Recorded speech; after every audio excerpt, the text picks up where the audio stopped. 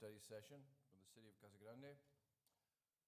Tonight we have a presentation and discussion concerning the update of the Community Services Master Plan. So, the floor is yours. Mayor Pro Tem Lavender, members of council, I'd like to introduce Mike Schvetz. I think I got that right. We've been working with him on the Community Service Master Plan. This is the next step. So there's going to be some assessments, some technical assessments, analysis that he's going to be talking about and going through some slides to show you where we're at in the process. This will take place over the next few months, so hopefully by May this will be completed and implemented. But I'll turn it over to Mr. Schvetz. Thanks, Danny. Thank you, Mayor. Thank you, Council, and happy early holidays. I appreciate the opportunity to have your attention right before the holidays and right before your last council meeting of the year. So this evening, I just kind of wanted to cover with you a couple of what I'll call just summary or, kind of, doing a quick review regarding where your population growth is going, quick summary on the community engagement priority, in particular around parks and facilities, and then we'll get into the level of service, equity mapping, connectivity analysis. So if you like numbers and you like maps, this is the presentation for you.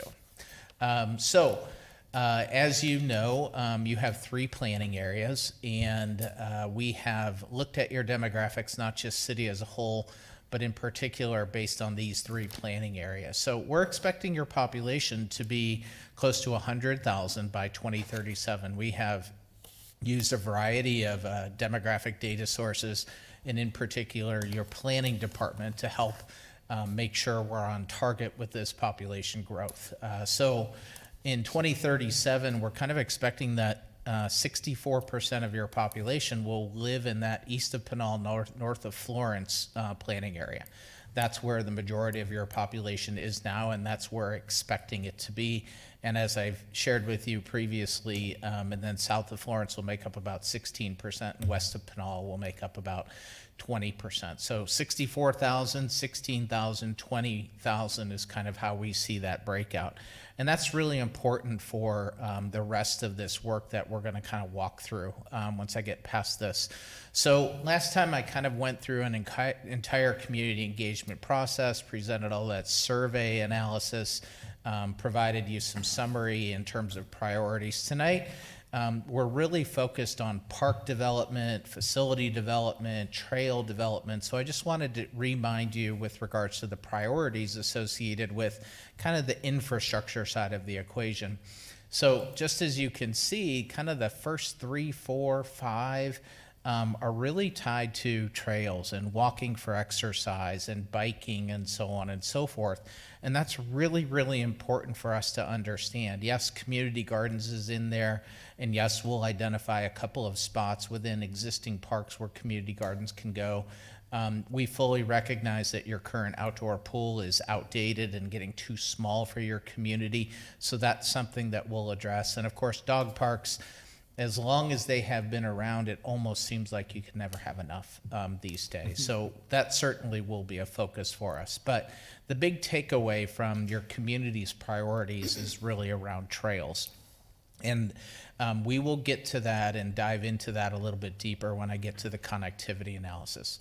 But we have to recognize that your community is going to grow by almost 45,000 people in the next 15 years is what the projection is.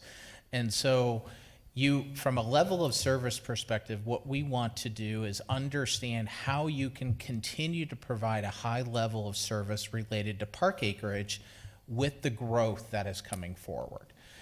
So when we think about population-based standards for level of service, it's meant to be a guide. It is not meant to be black and white, that you absolutely positively need to hit all of these targets.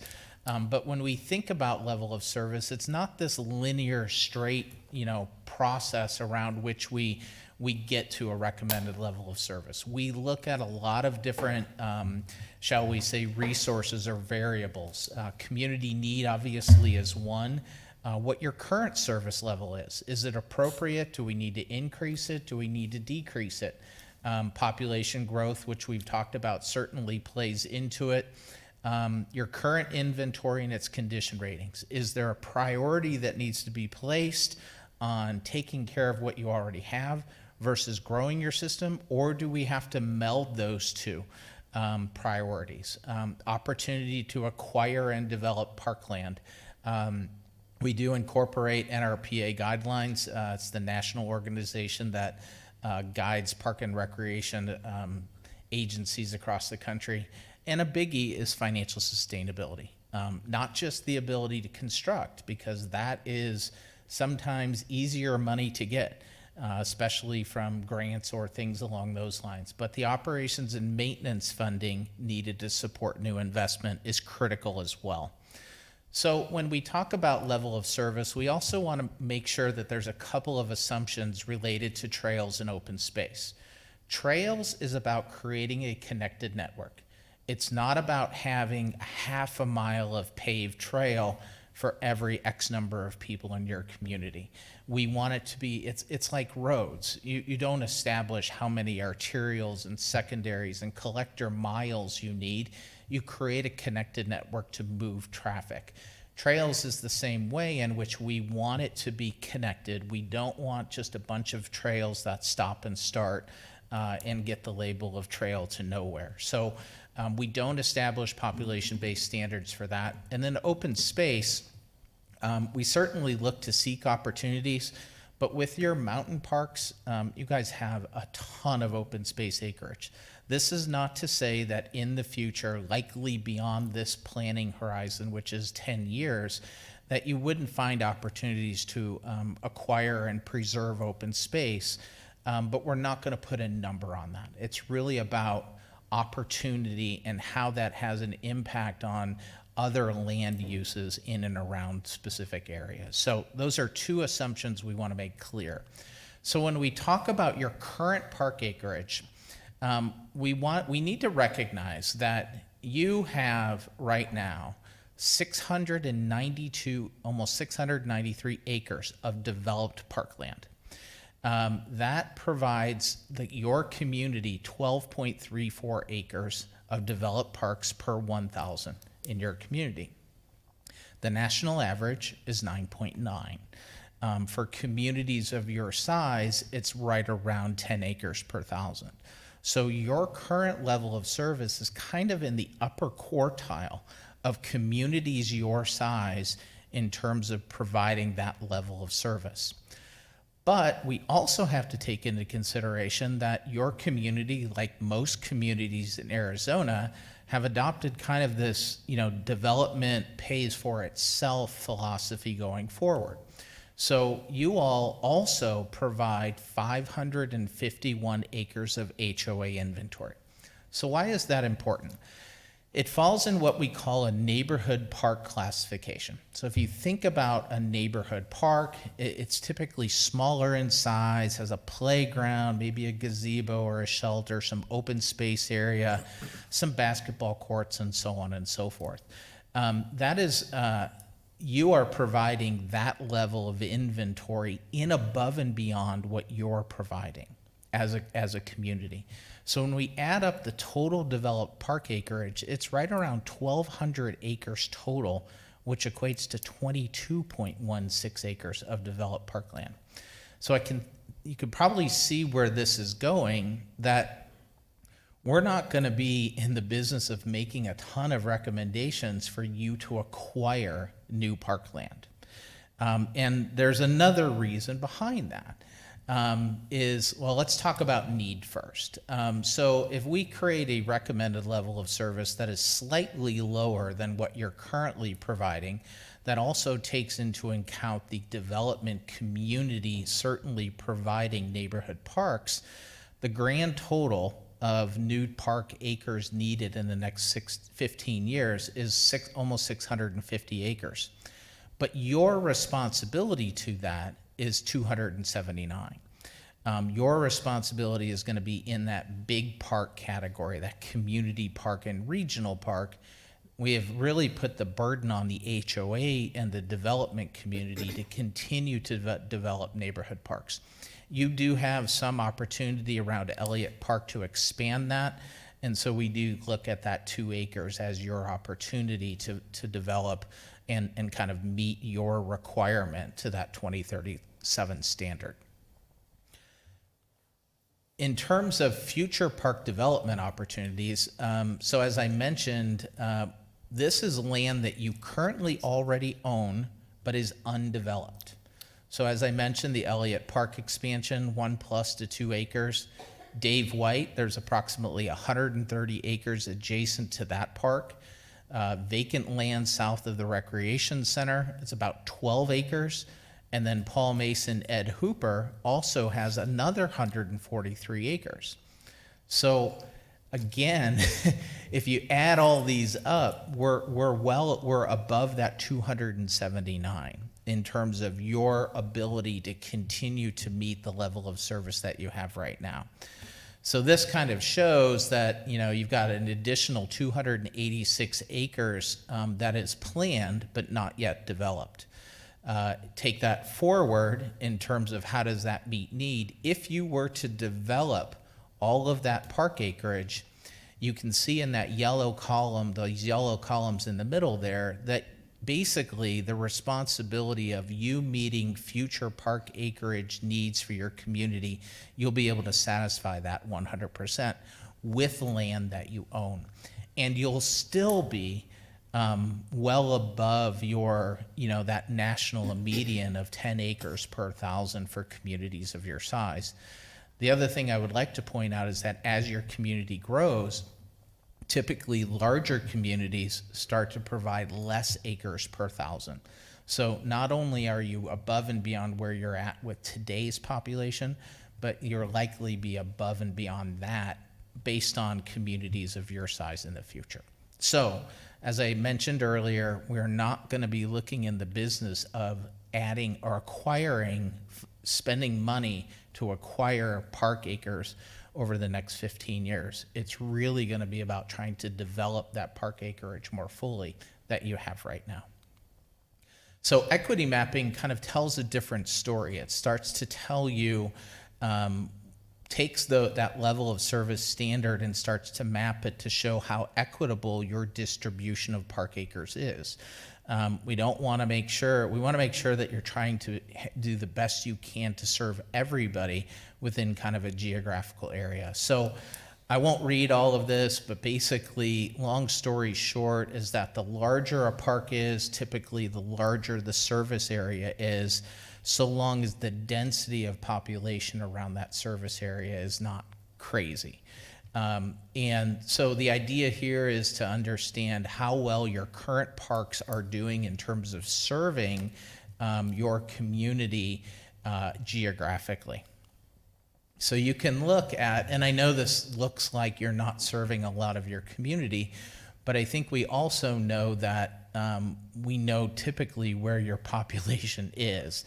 And your neighborhood parks give you a really good understanding of that. So this map here, you have a kind of a zoning map layer underneath it. So you've got a lot of purple and some red, which of course is not where people live.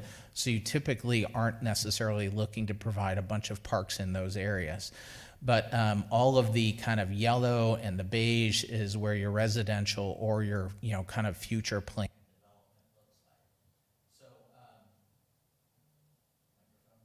Mic went out, Larry. The battery gone.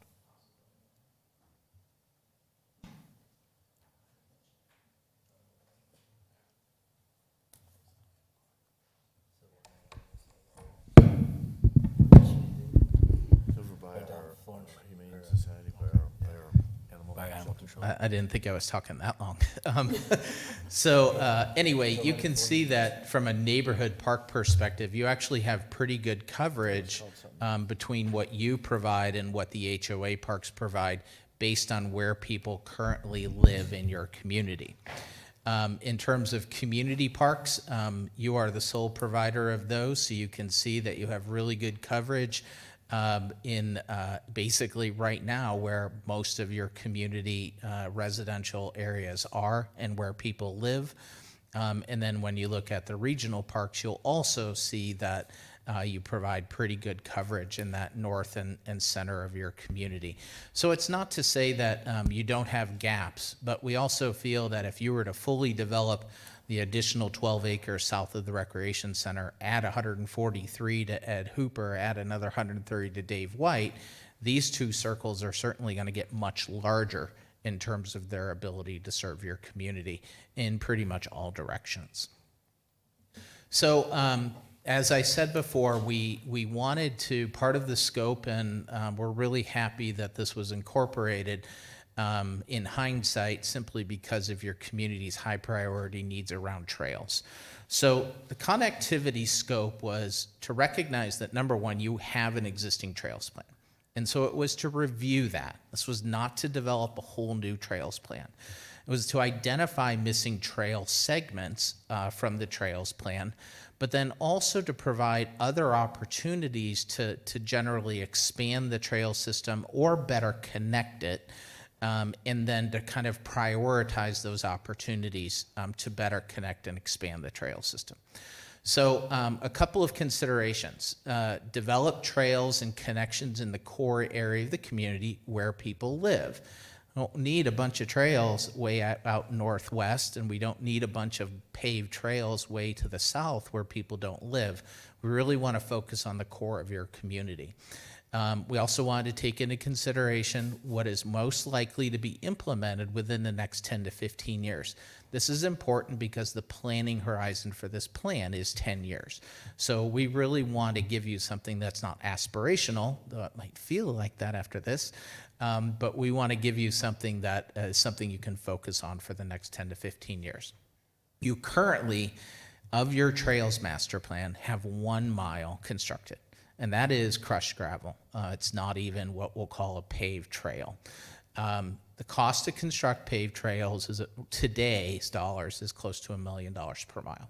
So these are some considerations, not only in terms of looking at where connections could be, but also in terms of helping to prioritize it. So now I kind of have a series of maps. So hard to read. I'm glad you have a screen in front of you, but this is your trails plan, along with some of the connections that Kimley Horn is providing. A lot of their connections are in red. Maybe. But you can see that there are trails in areas that people may not be living in the next 20, 30 years in your community, especially based on the population growth in your planning areas. This next slide shows you what you have developed. So you can go back real quick. Here's all of those potential trails and connections. This is what you have developed, that 1 mile there to the north. This is from your trails plan. What this identifies is what has been identified in your trails plan as the major, what we'll call the high priorities going forward. As it should be, and I'll zoom in on this, this is really in and around where your community lives right now. So you can see the community trail that is kind of a loop trail around the kind of core of your community. You certainly have the, well, that's the linear park trail, the community trail that runs along Casa Grande Highway from northwest. And then you have kind of an enhanced corridor that runs down the middle of your community. And so we wanted to kind of point this out. There's also a couple of spur trails to the north that connects the linear park trail with parks, as well as that spur trail to the east. And then, of course, you do have some community trails and enhanced corridors kind of in the core of your community that better connects parks, schools, as well as some shopping areas kind of in your downtown. So we agree that this is your priority from the trails plan. When we count all this up, it's about 50 miles worth of trails, of paved trails.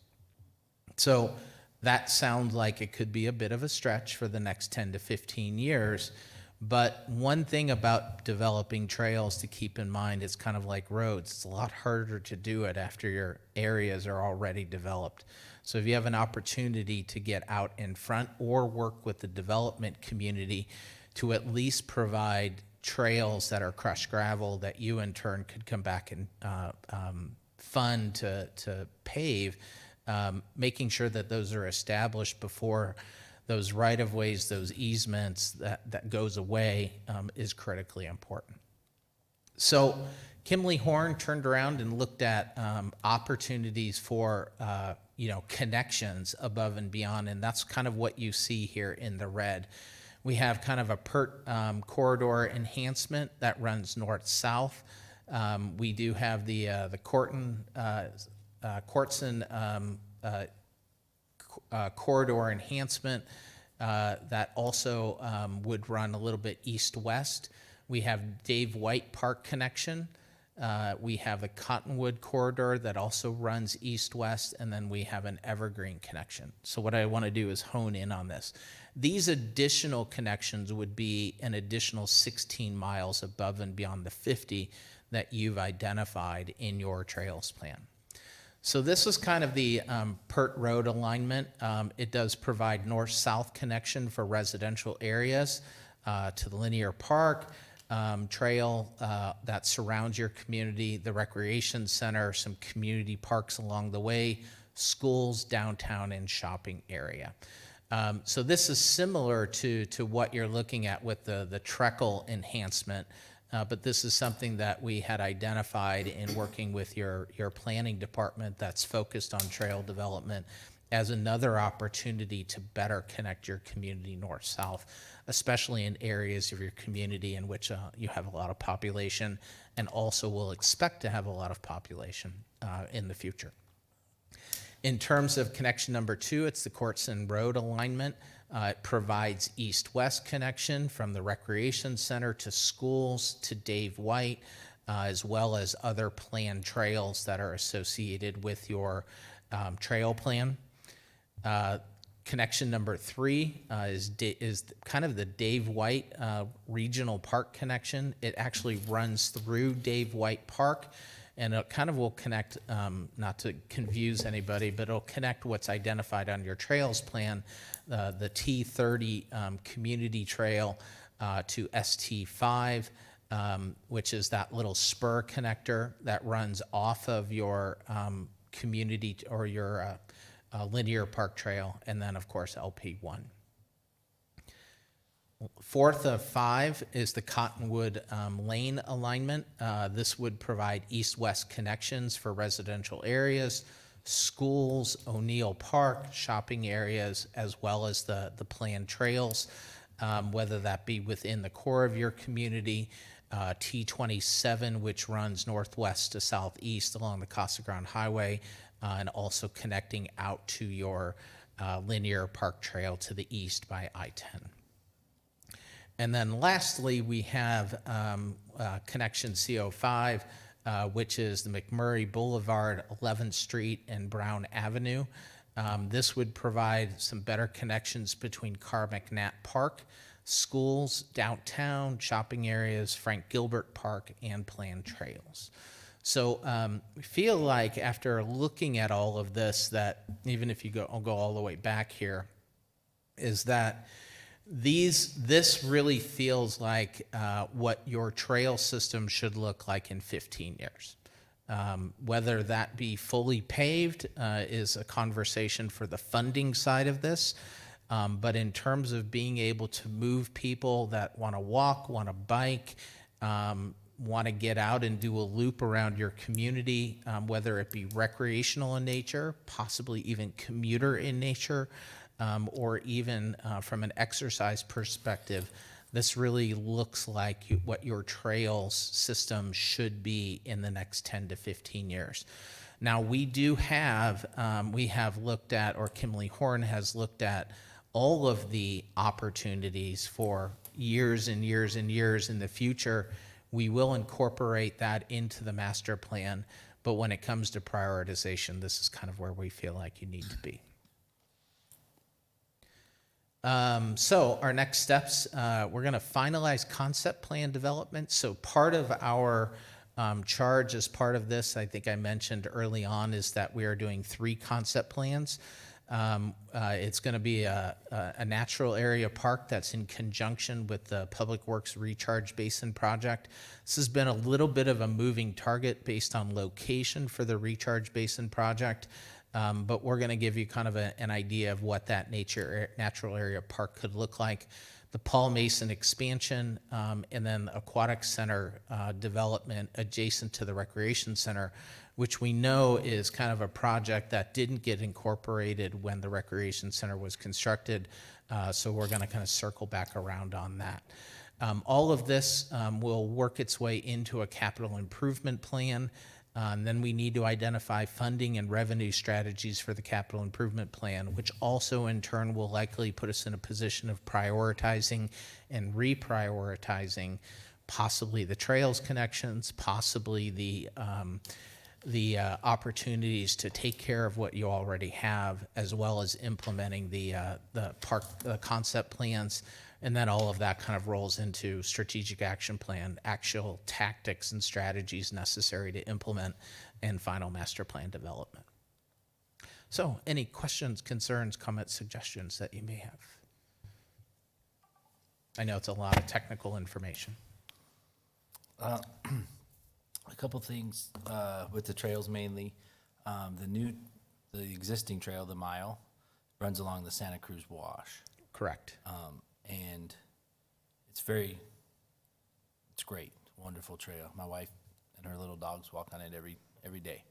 But along with the recharge project, is that going to be incorporated along that kind of like because that thing's been flowing a lot recently, and it's a good place for that. So I don't know if that's kind of part of the plan, to have like a nice nature walk through there and then connect to the I think rec center. right now, the best way to state the recharge project is that it's a little site agnostic right now. I think Public Works is really trying to find the best possible location for that. And I think if there's an opportunity where that's absolutely identified before this plan is completed, we can take a look to see whether or not we need to identify an additional connection to connect that potential nature area park. Make total sense. Yeah, because I think that's a great idea to incorporate the trail with that too. That was part of, just to go back, that was part of the reasoning, that was part of the reasoning for the opportunity to do the Dave White connection. Because the original location, the original location for the Recharge Basin project was gonna on that be Dave 130 White, yeah. acres. And that may be moving. So the other thing, I was getting worried at first until you went, that's why I didn't ask, but prioritized trails I think are pretty spot on, because I kind of think that my personal opinion is that the rec center should kind of be the hub of a lot of this stuff. Right. And Treckle already has pretty decent sidewalks comparative to Peart and other areas like that. So I'm glad to see that. And then I didn't see much on here, and I don't know if you purposely, about our existing trails at the mountain. We did not, simply because we felt like in looking at your trails plan, now that is where we kind of got into what we'll call priority 2 and priority 3 opportunities. We do and will, I guess maybe I can look at it here. There you go. So yes, I saw that one trail going. Right, Yeah. exactly. So that is a connection that has been identified, and maybe it is something that you want to incorporate as part of a part of priority 1. We've identified it as priority 2 right now, just simply because of the magnitude of trails that you have But the that's what I'm talking, opportunity. yeah. No, more importantly, I just wanted to make sure we have those trails in our existing inventory so that people know, Correct. you know, that we do already have, because we put a lot of work and got a lot of great help with from the Job Corps? AmeriCorps. Yeah. AmeriCorps for that, and I mean, it's a great asset, just so people know that we already have that inventory Yes. of trails in our Yes. system, you know, and someday it Be will- able to connect to to be it. able to walk from your house all the way down there. So. Not in June. Mayor, I have just a clarification. When you talked about what we have available and then the HOA, the 550 plus, Yes. is that to our benefit to include that for like grant and financial opportunities? I mean, since they're not owned by us? Well, I think I'll try and answer your question. I think you're going down the route of, if you weren't in the planning mode of HOAs taking on neighborhood park development as they develop their residential areas, that would be on you. So it's why you currently have almost 50 acres of neighborhood park, because those were constructed before you've kind of moved with the new planning model. Not relatively new, but a newer planning model, given the history of the community, where you have had the development community contribute that neighborhood park acreage. So you're not going to be in the business of developing neighborhood parks in the future. You're going to be in the business of building community parks and regional parks. Best way to, as I said earlier, a neighborhood park is meant to serve a small geographical area, and typically they're meant to serve a small geographical area that's made up of a bunch of homes and rooftops. So the neighborhood parks taking that on, or the development community taking on neighborhood parks, makes perfect sense.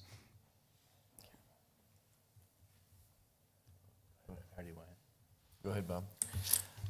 I think all this is well and good. I don't have any comments really about it or questions, but I do want to tag on to what Matt said about the Santa Cruz wash. And I'm a little disappointed that our quote-unquote community services master plan is not focusing on that wash. It runs right through the middle of our town. As Matt said, there's water flowing in it often during the year. There's a lot of trees, foliage along that wash. There's wildlife, birds, snakes. Bob, that whole northern branch, that's all along the Santa Cruz.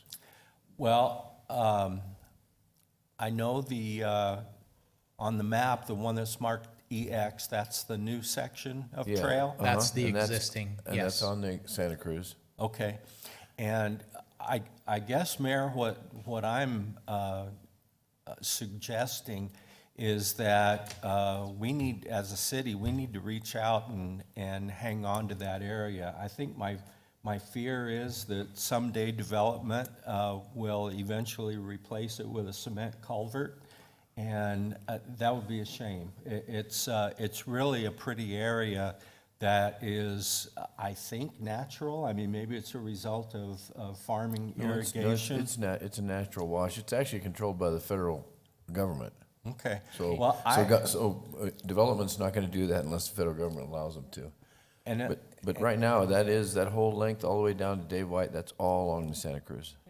So, Okay. Councilmember Huddleston, I'm assuming you're referring to Truckle all the way to Thornton Road, that green line right there, right? Yes. Yeah. So Yes. right now, we started the project of extending that current trail from Truckle to Pinal Avenue. Unfortunately, because of the developer that sits right north of there, will no longer be excavating that area. They were actually gonna excavate it and put homes in there, and now it's been postponed for about 1.5 to 2 years. So if we put a trail there right now, they would just come back and tear it out anyway. So right now, we actually meet with planning and zoning in 2 days, and Okanagan, who's actually created that trail that we have existing, we're gonna look for a plan for, at least for right now, from Pinal to Thornton, to see if that's feasible right now. Since we're not able to do that from Truckle to Pinal, we're gonna do that. It'll be disconnected for a while, but at least we'll have that section. It's gonna eventually be put in anyway, so we're gonna put that connection in, hopefully when that developer comes back and excavates. Because there's really two developments there, Danny. There's one from Truckle all the way to Pinal, and then on the north side from Pinal over to Dave White. And I think those are gonna be okay, according to planning and zoning, on where we're at, and be able to put that in. Well, all that should be okay though, because I think in their plans, in their PAD, they have a trail in there. Yeah, so we should be fine from Pinal to Thornton. We're actually a lot closer to that being a possibility, seeing how we're meeting with planning and zoning and Okinawa, who's the builder of these Yeah, trails. and I would think if we wanted to build that trail, we could make them not tear it up. I'm pretty And confident that we if I could could finish, we could take care of Someone's got to hit your shoulder now. it. And now it's Matt. Mayor, I wanted to further explain what I'm talking about, and I know that wash continues east all the way to the freeway, and I honestly don't know where it comes from at that point. But we've got this big cross-section in our city that I think eventually warrants more than just a trail. I think parks along that area. Yeah, there's I been some can conversation remember- like a riparian area even Yes, and stuff yeah. like that. So yeah, Yeah. I think that's been part of the conversation, right, Larry?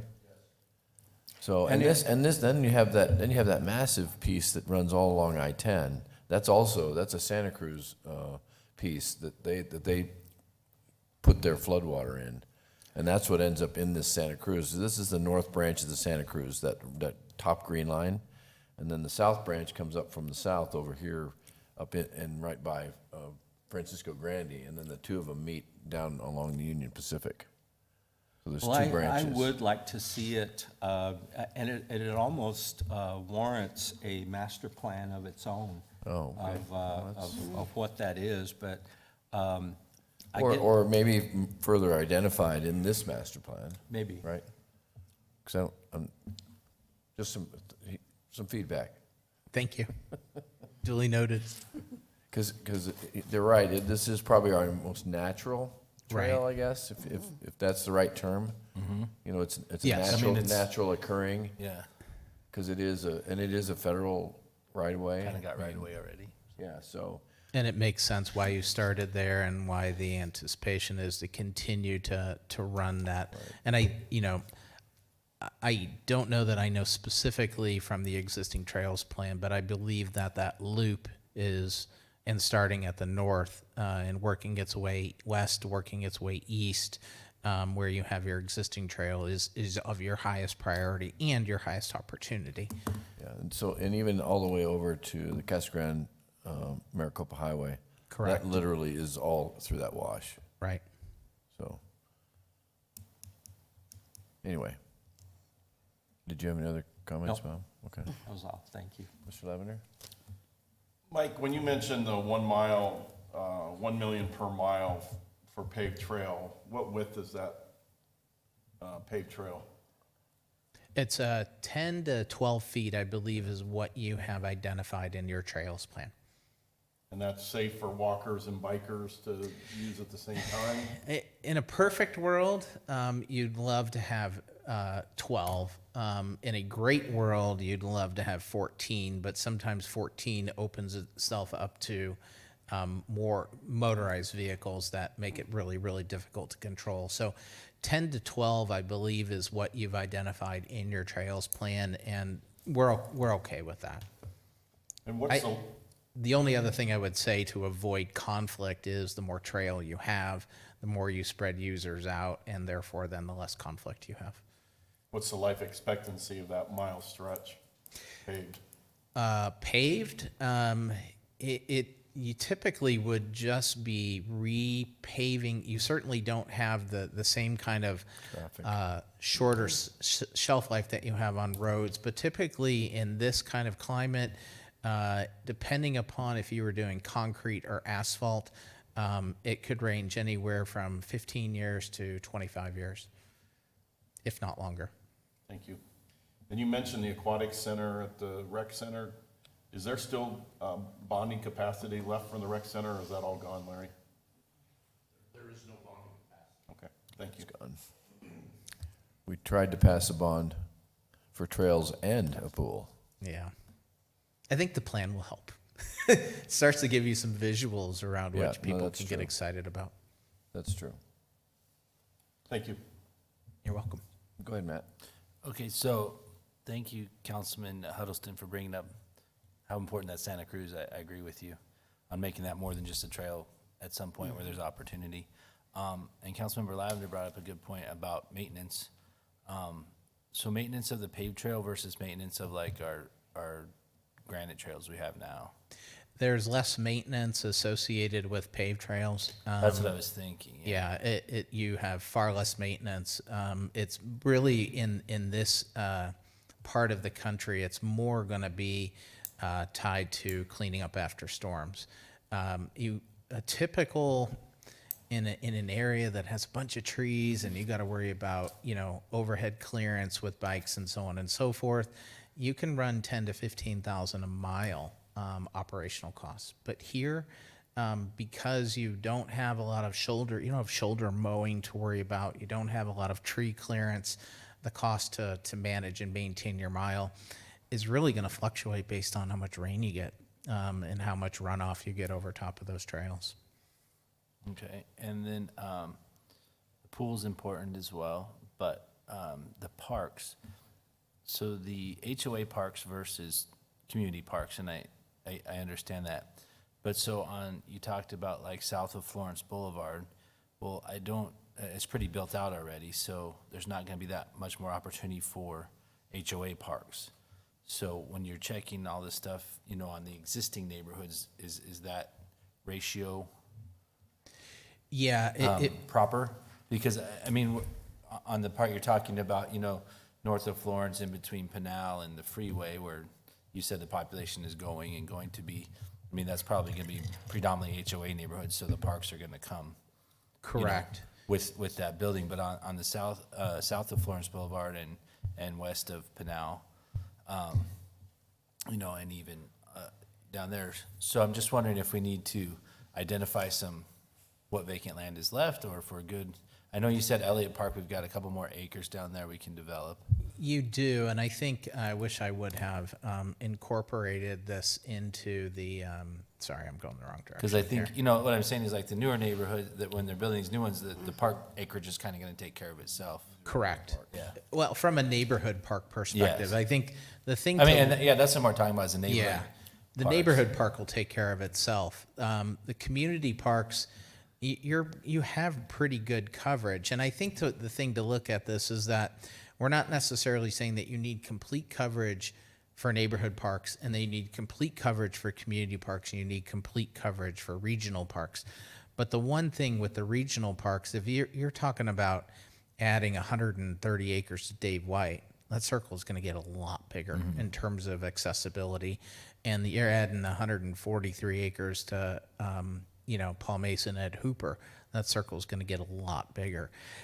I think you have significant opportunity with that kind of land to build some really signature parks that you end up with Dave White, Carr McNatt, Paul Mason as some really large signature parks that can hold a lot of amenities.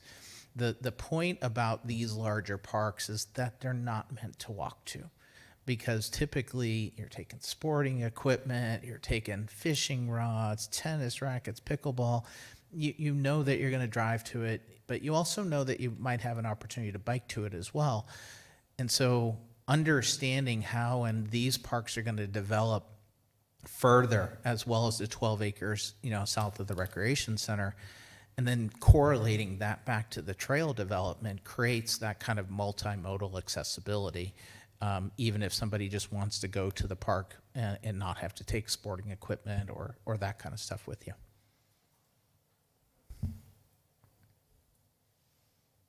All right.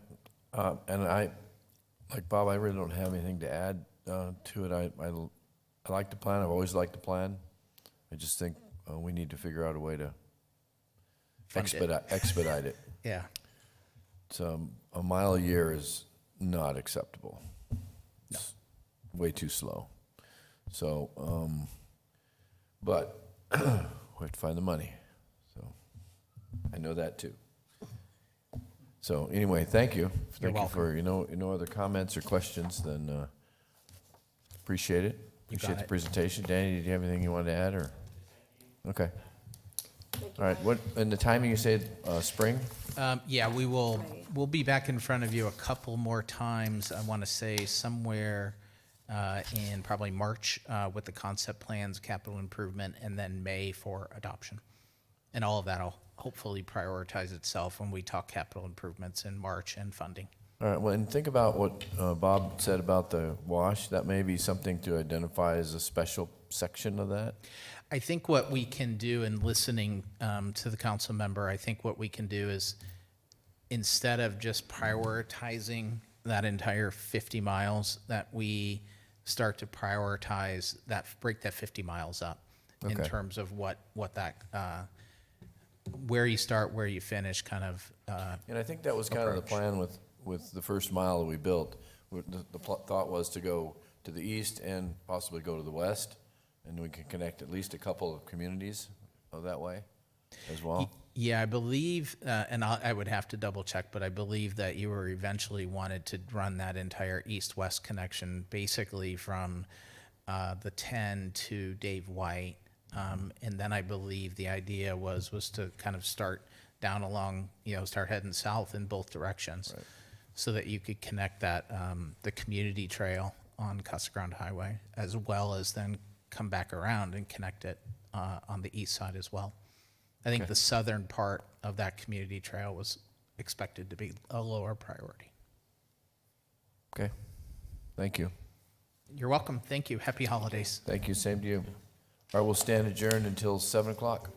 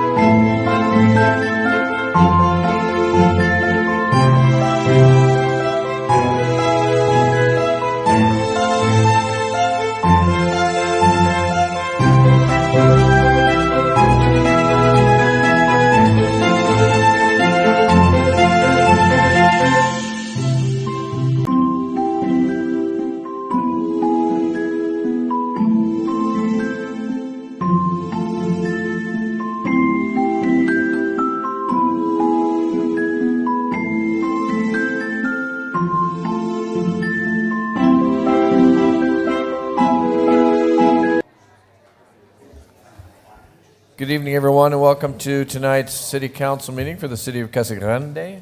And welcome to everybody. Gotta get that in. Let's call this meeting to order. It's at 7 o'clock. The first order of business tonight is our invocation and pledge of allegiance. So please remain standing for both. Please join me.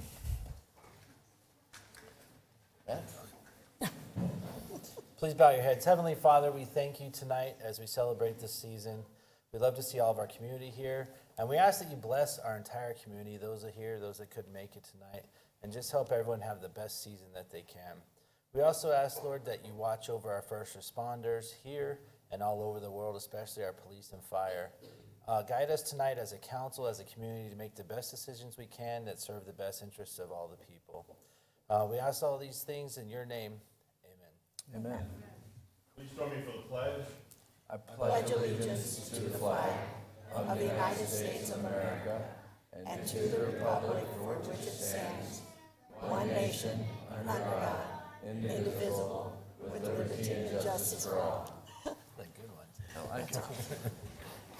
I like all the young voices. That sounds good.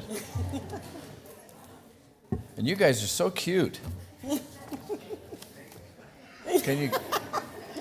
Can I take a couple home with me? I bet you can. No? Oh, well, I can have them? No return. No return policy? All right. Let the roll call show there are 5 of us here. We have 2 missing. Do we have excuses for the 2 missing? Mayor McFarland, I move to excuse Councilman Edwards and Councilwoman Fitzgibbons from the meeting this evening. Second?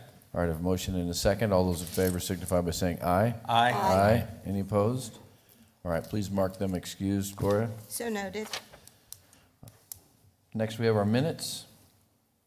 Mr. Mayor, I move to approve the city council special meeting minutes from December 5th and the city council regular meeting minutes from December 5th. Second? All right, I have a motion and a second. All those in favor signify by saying aye. Aye. Any opposed? All right, the minutes are approved as presented. List of claims, item D. Mayor McFarland, I move to accept and pay the claims dated November 30th through December 13th, 2022 as presented. Second. I have a motion and a second. All those in favor signify by saying aye. Aye. Any opposed? Okay. Claims are approved. Item D is approved. So item E is our meeting agenda tonight. Larry, any changes? We have no changes, Mr. Mayor. Anybody on council? All right, seeing none, then I'll entertain a motion to approve as presented. So moved. Second? Motion and a second. All those in favor signify by saying aye. Aye. Any opposed? All right. Agenda is approved for this evening.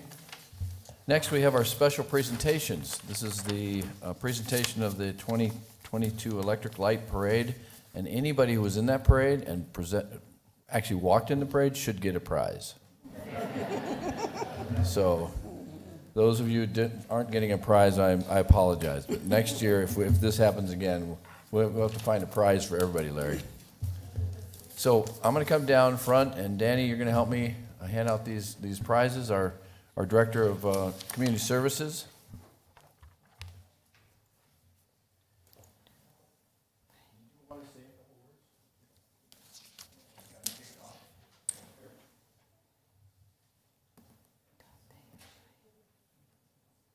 Yes, as the mayor mentioned, I'm really proud of everybody that participated that day. I'm really proud of the people that didn't come even. They practiced, they planned to come, but it just didn't work out for them.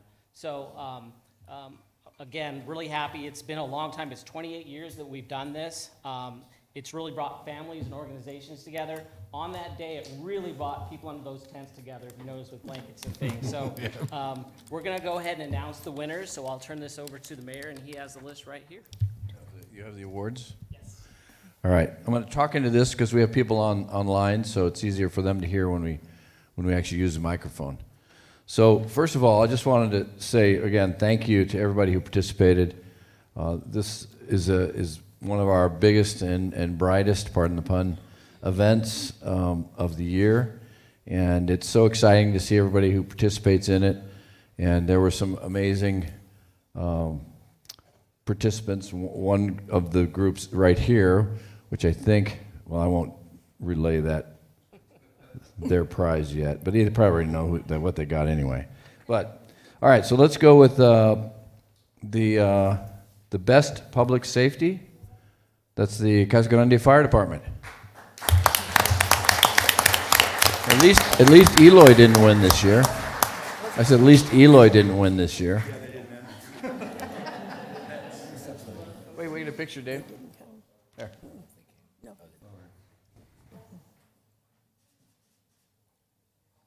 Good. All right, next. The most festive, APS. I thought I saw somebody from APS here. And also our sponsor, so thank you to APS. Big shout out. Congratulations.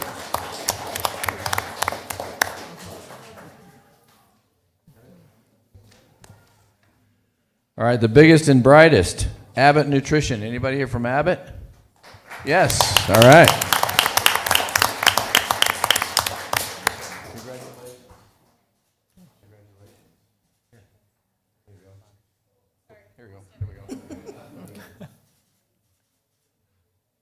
Thank you. Congratulations again. Most creative costumes, the Girl Scouts Service Unit 623.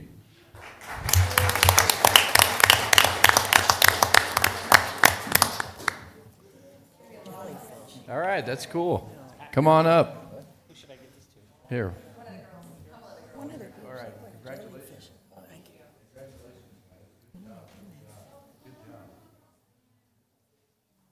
Can we get everybody in this picture?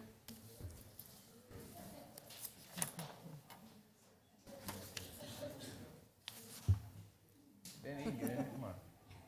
Can you get it all?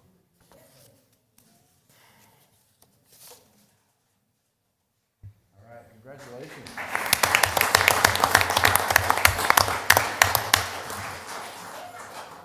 All right, most original. And they've been up here before too. Mission Royale, Adult Community.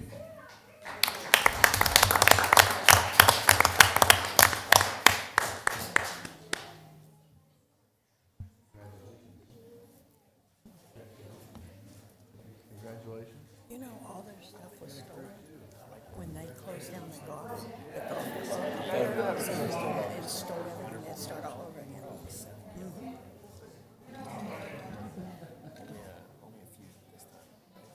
Better. Congratulations.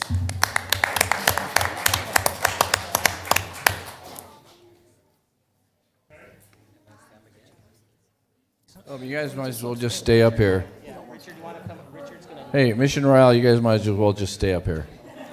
Richard from APS is going Yes. to make this announcement. And Richard, you want to announce this one? It's your award. Okay. The APS Power to Make It Happen award is also awarded to Mission Royale. Congratulations. Get in there. Okay.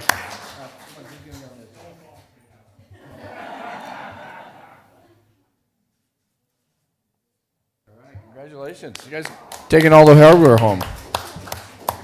Thank you. All right, and then the 2022 People's Choice Award, the Diamond Dolls. Yeah. And so we might as well throw both awards in here. You also got the Mayor's Award. So congratulations, they got 2 awards. I told you, you're so darn cute. Come on over here, guys. Come on over here. Here. Okay. You should hold that one. So the People's Choice and the Mayor's Award. So the mayor obviously knew what the people liked. Thank you, Donna.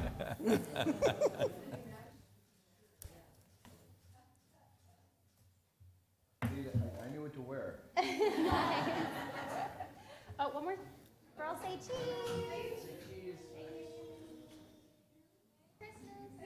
Merry Christmas. All right. Congratulations to all the winners and Merry Christmas, everybody.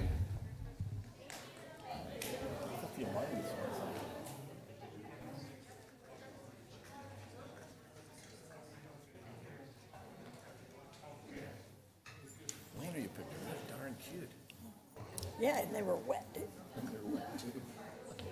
I think you should have put on one of their capes.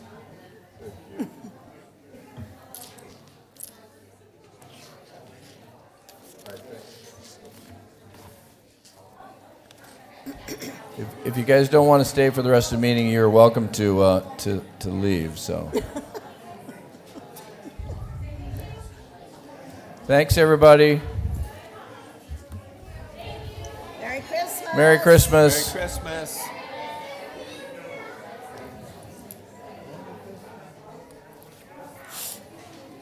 So I thought, do the second place and third place get something?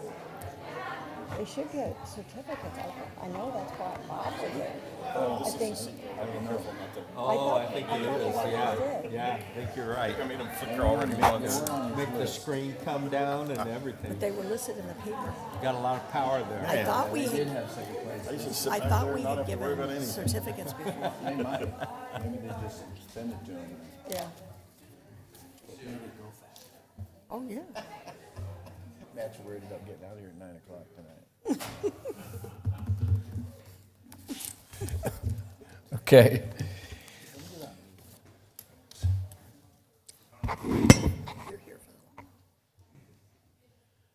right, special, now we're in the consent agenda items, so all items listed with an asterisk are considered routine matters and will be enacted by one motion and one roll call vote of the council.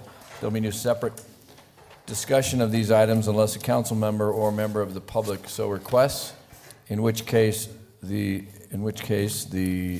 item will be removed from the consent agenda and considered in its normal sequence of the agenda. Does anybody have anything you want to remove from the consent agenda? Anybody from the public? Staff? Anybody? Okay. All right, seeing none, then I'll entertain a motion to approve the So consent moved. agenda. Second. All right, I have a motion and a second. Gloria, can I please get a roll call vote? Councilmember Huddleston. Yes. Councilmember McBride. Yes. Councilmember Herman. Yes. Mayor Pro Tem Lavender. Yes. Mayor McFarland. Yes. All right, first item is and the next item is item I. This is our award of contracts. Public comment. Oh, I'm sorry. I blew right by public comments. So item H, actually, this is an opportunity for the public to address the council. If there's someone who so desires to speak to the council, now is your opportunity. This is I'll open the floor for comments. If you do want to speak, please keep your comments to 3 minutes and understand that it is not on the agenda. and therefore we cannot comment on it. But after all comments are done, we will direct staff to follow up. And we need your name and your address, please. So if there's anybody here who'd like to speak, please step forward. Okay, seeing none, then I'm going to close the floor and we'll move to item I, which is I-1, considering approval of resolution number 5497. Michael? This item is seeking mayor and council's approval to enter into a software as a service, a SaaS agreement with Tyler Technologies, Inc. to procure enterprise resource planning, ERP software functionality, and implementation services utilizing Sourcewell contract number 090320-TTI. Mayor and council will recall that one of the questions posed to applicants for the finance director position almost 3 years ago surrounded the city's need to successfully select, procure, and deploy a new ERP financial management software. Well, we made it through the selection stage, and now we are in the procurement stage of this endeavor. Today marks almost 14 months of research, meetings, calls to other municipalities within the state, and several demonstrations from the software vendor leading to this recommendation to mayor and council. These activities were facilitated by Ms. Jamie Barr, who is the city's business applications analyst, and I have invited her to sit with me this evening to field questions that the mayor and council may have that I may not be able to answer based on her active role in this endeavor. A recommendation leading to a recommendation to mayor and council, a recommendation to enter into a SaaS agreement with Tyler Technologies. SaaS means software as a service, consisting of system administration, system management, and system monitoring activities that Tyler Technologies performs for the software, and includes the right to access and use the software, receive maintenance and support on the software, including downtime resolution under the terms of the service level agreement, and data storage and archiving. With this action, the city is seeking to replace its 2008 Enterprise Resource Planning software, more commonly known as Harris Enterprise. This action will include all costs related to implementation, example configuration, data conversion and migration, interface development, testing, training, documentation, and Tyler's staff travel expense to assist with setup and deployment, among other services. The city intends to replace its existing system with a proven commercial off-the-shelf software service. The city's goal is to take advantage of a modern system that is designed around best practices, allowing the city to streamline and improve processes that result in timely, accurate, and easy-to-access information.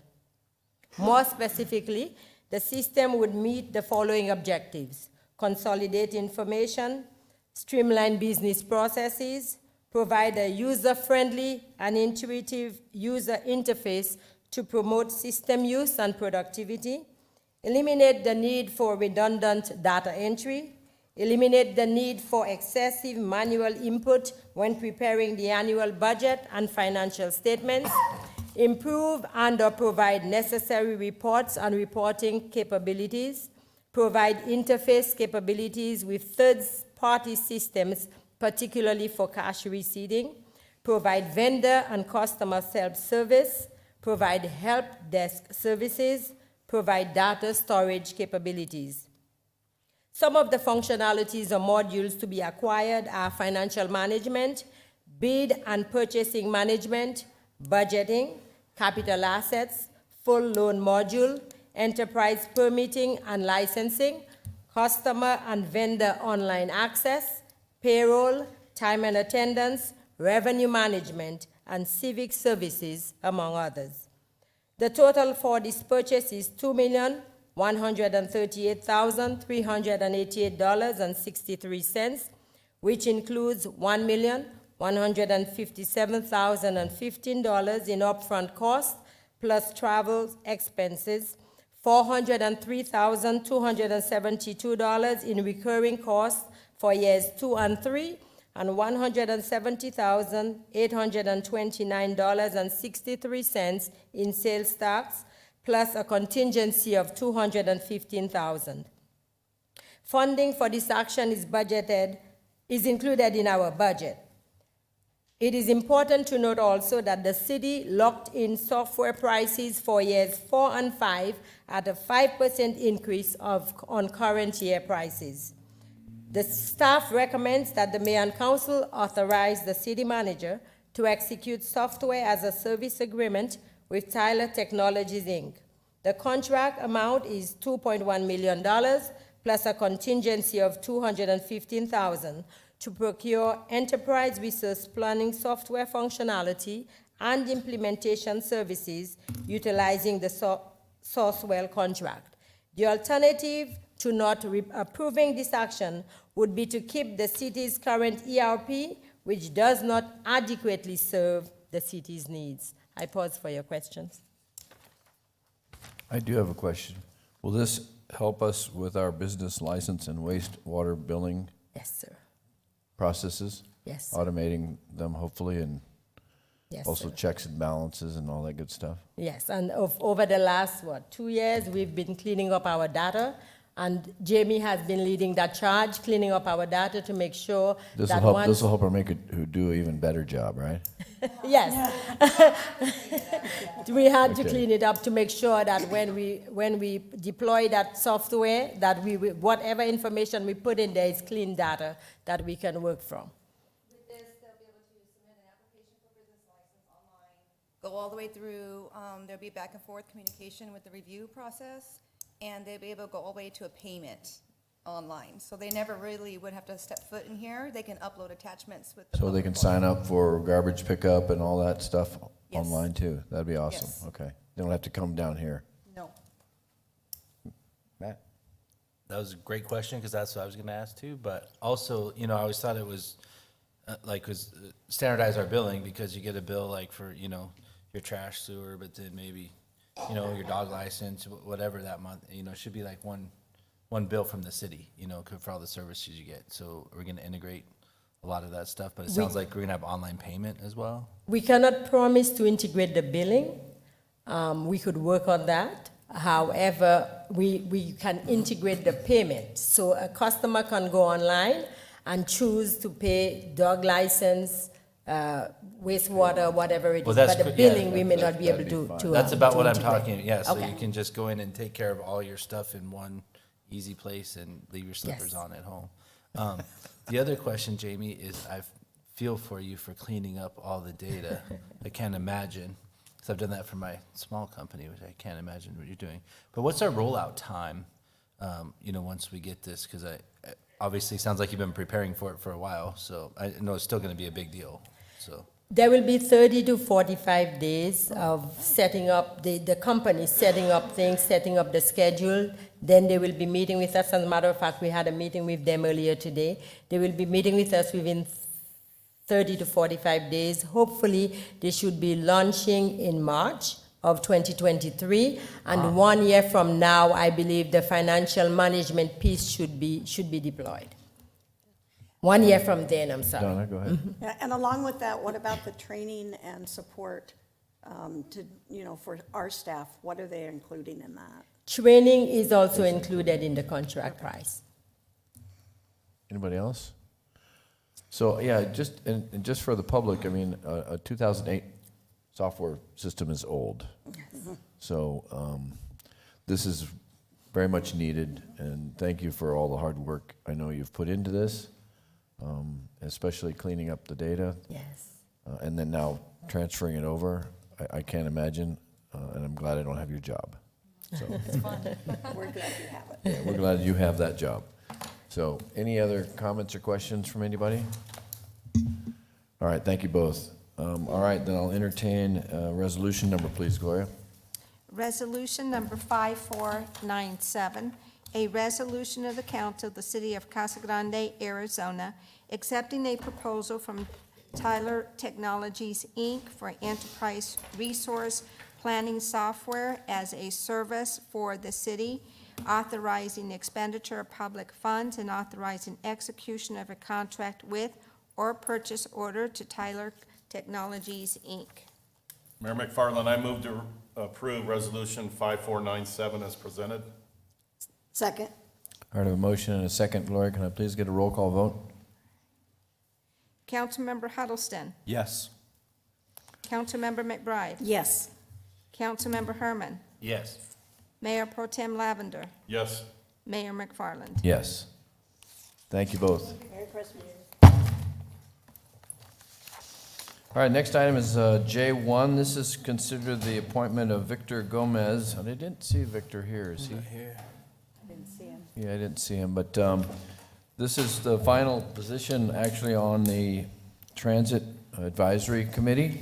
And so I know Deb's here. And so, yeah, this is the final seat, and then we'll have our first meeting. Is it going to be in January now?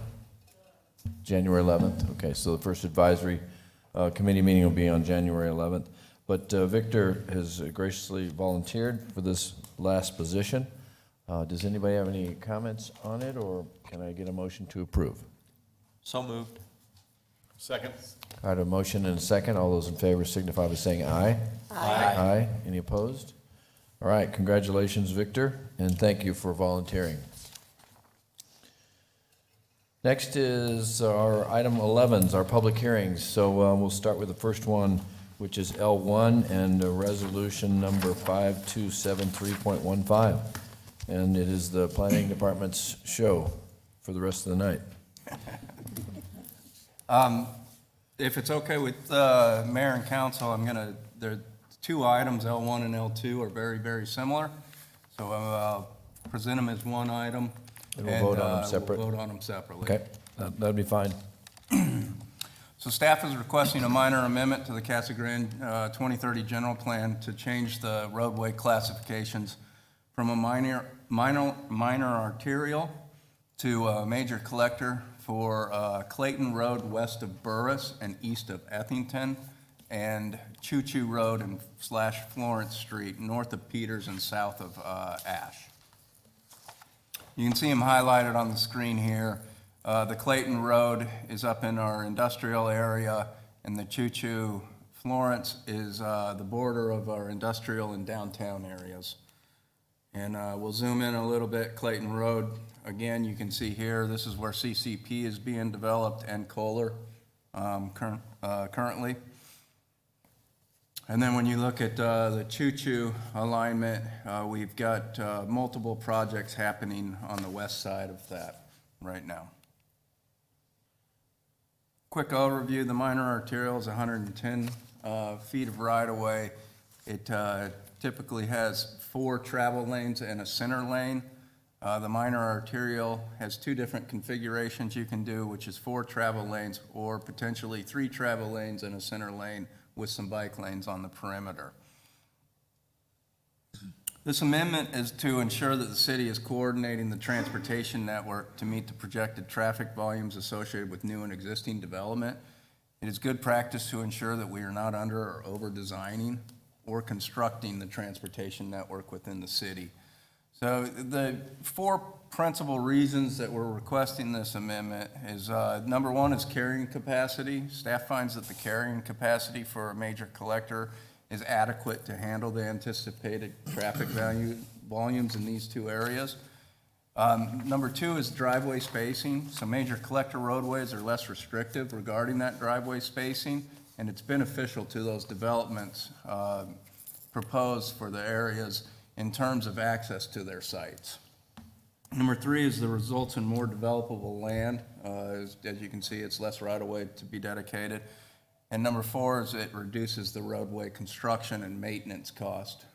So it's both upfront cost and long-term cost for any of those projects. In looking at the review criteria for a general plan amendment, we have 7 criteria. Tonight, we're just going to concentrate on 2 of them. The rest have been covered in the staff report. And number 3 criteria is describe how the proposed amendment enhances or has no impact on mobility and traffic congestions. So this amendment is to ensure we are planning for appropriate road classifications and not allocating unnecessary resources to constructing an overbuilt road network in areas that do not warrant it. The change also allows for reduced driveway spacing, as mentioned before, and it provides more options for those landowners to provide those access. And number 6 is how describe in detail how any of the general plan goals and/or action steps are achieved by the proposed amendment. Goal CTM 1, when considering changes to the land use or transportation elements of this plan, the city will consider the relationship between land use and the need for supportive transportation infrastructure. Goal CTM 2, the capacity of the city's transportation system will be in balance with planned and current land uses. And then goal CTM 6 is to reduce the city's cost of construction for new streets when possible, while keeping them practical and safe. So both these areas kind of meet all those goals and action steps within our general plan, among others.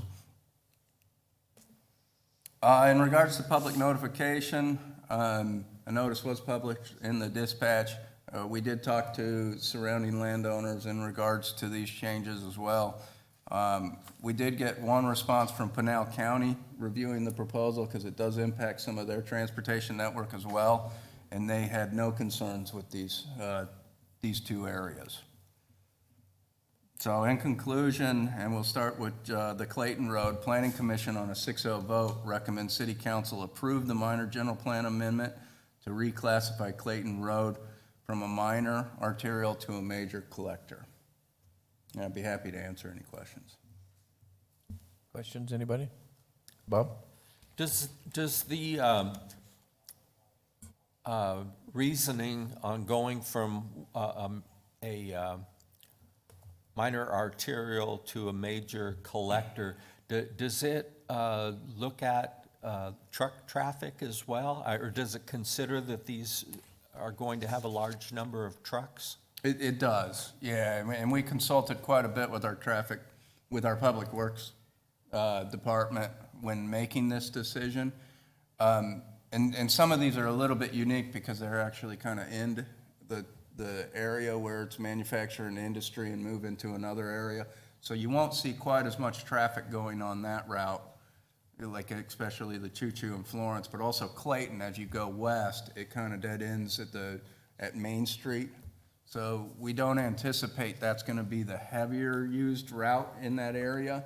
And so we made sure that we were that we were consulting with Public Works to ensure that the traffic area in those counts, based on the uses that we have for it, which is manufacturing and industry for the whole area, whether it's county or city land at the current time, we made sure that we could handle that. We consulted with the different users in the area too, as we were planning access and making sure that we're coordinating those efforts and not putting us in a situation where we're under planning these roads. Okay, thank you. Anyone else? All right. Seeing none, we'll take L1 first. I need a resolution number, please, Gloria. Oh, pardon me, that's right. So this is a public hearing, so if there's anyone, I'll open the floor. If there's anybody here to speak on this issue, please step forward. All right, seeing none, I'm going to close the floor, and then I'll call for resolution number, please, Gloria. Resolution number 5273.15, a resolution of the council of the city of Casa Grande, Arizona, adopting a minor amendment to the city of Casa Grande General Plan 2030, and as adopted by resolution number 5273, and as previously amended by changing the roadway use designation from minor arterial to major collector for a portion of Clayton Road west of Barris Road and east of Ethington Road, Casa Grande, Arizona. Mayor McFarland, I would move for approval of resolution number 5273.15 as presented. Second. All right, I have a motion and a second. Gloria, can I please get a roll call vote? Councilmember Huddleston. Yes. Councilmember McBride. Yes. Councilmember Herman. Yes. Mayor Pro Tem Lavender. Yes. Mayor McFarland. Yes. All right, next is L2. This is the other section. This is the Choo Choo Road, Choo Choo Florence Street. And this is a public hearing also, so I will open the floor for any public comment. Anyone here who would like to make comment on this item? All right, I'm going to close the floor, and then I'll call for resolution number, please, Gloria. Resolution number 5273.16, a resolution of the Council of the City of Casa Grande, Arizona, adopting a minor amendment to the City of Casa Grande General Plan 2030 as adopted by resolution number 5273 and as previously amended by changing the roadway designation from minor arterial to major collector for Choo Choo Road, Florence Street, located north of Peters Road and south of Ash Road, Casa Grande, Arizona. Mayor McFarland, I move to approve Resolution 527316 as presented. Second. All right, I have a motion and a second. Gloria, can I please get a roll call vote? Councilmember Huddleston. Yes. Councilmember McBride. Yes. Councilmember Herman. Yes. Mayor Pro Tem Lavender. Yes. Mayor McFarland. Yes. All right, next is item L3. This is resolution number 5273.17. Ms. Sarnowski? Good evening, Council. So this request is to allow major general plan amendments to occur twice a calendar year and to expand minor general plan amendments from 10 acres to 50 acres. Under our current general plan, major amendments are only allowed once a calendar year. Staff is requesting this change to take advantage of recently updated state law and proposing major general plans to occur twice a calendar year, with a cycle of January to June and July to December. Staff felt this was sufficient due to the extensive processing and requirements for a major general plan amendment, which includes 2 public hearings. One has to occur off-site, and it also includes a 60-day review period from reviewing agencies. So in addition to that, we also requested to change the minor general plan amendment and expanding this from 10 acres to 50 acres, and these are processed in conjunction with zone changes. And this will also help to reduce the number of major general plan amendments. So Planning Commission on a 7-0 vote recommended the City Council approve this request for a minor general plan text amendment to expand minor general plan amendments from 10 acres to 50 acres and to allow major general plan amendments to occur twice a year. Happy to answer any questions the council may have.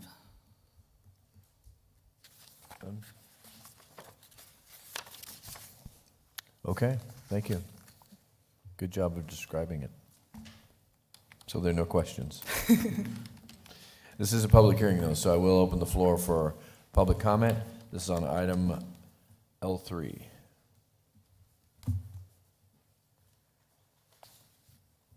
Okay, seeing nobody jump up, then I'm going to close the public hearing and we'll call for a resolution number, please, Gloria. Resolution number 5273.17, a resolution of the Council of the City of Casa Grande, Arizona, adopting a minor tax amendment to the City of Casa Grande 2030 General Plan as adopted by resolution number 5273 and as previously amended by expanding the minimum acreage that requires a major amendment from 10 acres to 50 acres and allowing major general plan amendments to occur twice in a calendar year. Mayor McFarland, I move approval of resolution number 5273.17 as presented. Second. I have a motion and a second. Gloria, can I please get a roll call vote? Councilmember Huddleston. Yes. Councilmember McBride. Yes. Councilmember Herman. Yes. Mayor Pro Tem Lavender. Yes. Mayor McFarland. Yes. All right, next item on the agenda is L4. This is a public hearing for approval of ordinance number 1178.398.2. Hi, good evening. So this is a request for Spanish Trails PAD which is a manufactured home park, at Casa Grande Avenue and between Viola and O'Neill. Request is to add 6 additional spaces, bringing the total from 195 to 201. And the additional spaces will be located at the southwest corner of the site, highlighted on the slide. So the site was previously approved under the 2020 general plan under the neighborhoods land use category, which limited the density to 4.5 dwelling units per acre. The initial proposal was for 203 spaces. However, this did not meet the general plan standards and was revised with 195 spaces. Since then, this area has been moved within the community corridor land use category, which allows density of up to 25 dwelling units per acre. So this new density would be at 4.75 dwelling units per acre and is in conformance with the 2030 general plan. The staff report goes into additional detail on this as well. Regarding notification, staff met or exceeded the requirements. I did receive one inquiry from a neighbor just making sure what they were doing, so wasn't for or against it. So with that, Planning Commission on a 7-0 vote recommended City Council approve this request for the Spanish Trails PAD amendment request, DSA 220075, with the following condition of approval.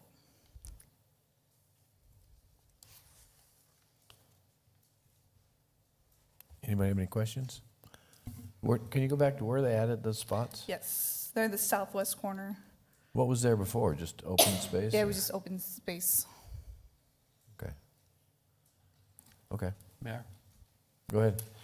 Just a comment, I appreciate you putting in there the public notification, because I know the neighborhood has monitored this pretty closely. But I do think the addition of 6 spaces is pretty minor, so I think I'm good with it. Anybody else? All right, seeing no one else, this is a public hearing, so I'll open the floor to any public comments. This is on item L4.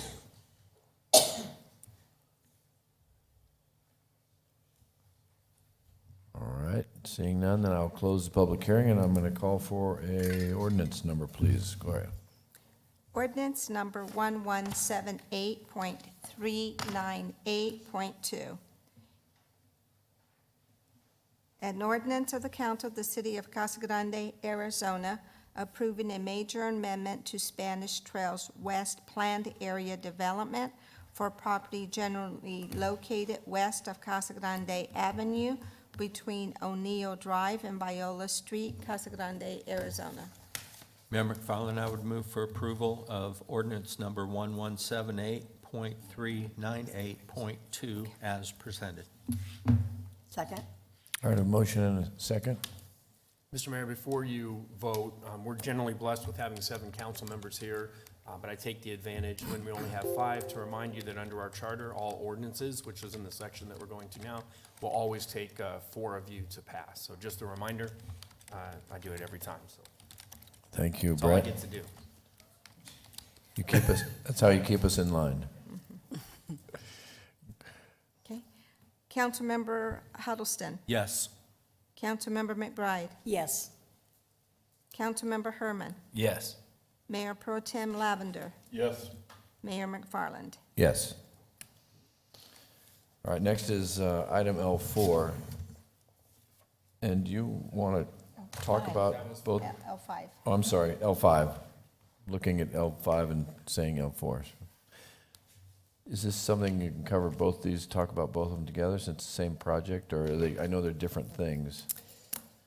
Mr. Mayor, that's a great question, and for the essence of time, I wish I could say we could talk about both of them. I can try to include as much as possible on this presentation, but the way it's been set up, I think we're going to have to Okay, that's do fine. separate. That's fine. But as lengthy as I will be on this one, I promise I'll You'll be shorter on the truncate next it on one? the next one, yeah. Okay. So this is a request for a zone change for a portion of the Post Ranch PAD to R2. To give you a little bit of background, Post Ranch is a planned area development located on near the outskirts of town on the east side of I-10 at the southwest corner of Toltec Buttes and State Route 287. It was approved back in 2005 as a 647 planned area development zone. And the request in front of you this evening is to rezone almost 560 acres of that PAD to R2. Originally, Post Ranch was approved for 1,620 single-family homes. The goal behind this rezone is with recently passed state legislation, the applicant is seeking to increase the density to 2,135 single-family homes, which is the driver for the zone change request. As a separate application, which I'll be discussing after this one, there is a request to rezone a 22.05 acre area to R3. As part of the R2 request, the applicant did provide a conceptual plan as part of the narrative submitted for the rezone. And this conceptual plan, if this zone change is approved, will be mimicked in a preliminary plat. It would have to be in substantial compliance with the lotting layout that you see here. The applicant is proposing 23 single-family neighborhood parcels, 71% of which are 5,400 square feet in size, which is 45 foot by 125 foot minimum lot sizes. And then 29% of the lots are 50 feet by 120 feet wide in dimension. So that brings you to a total of 2,135 single-family home sites.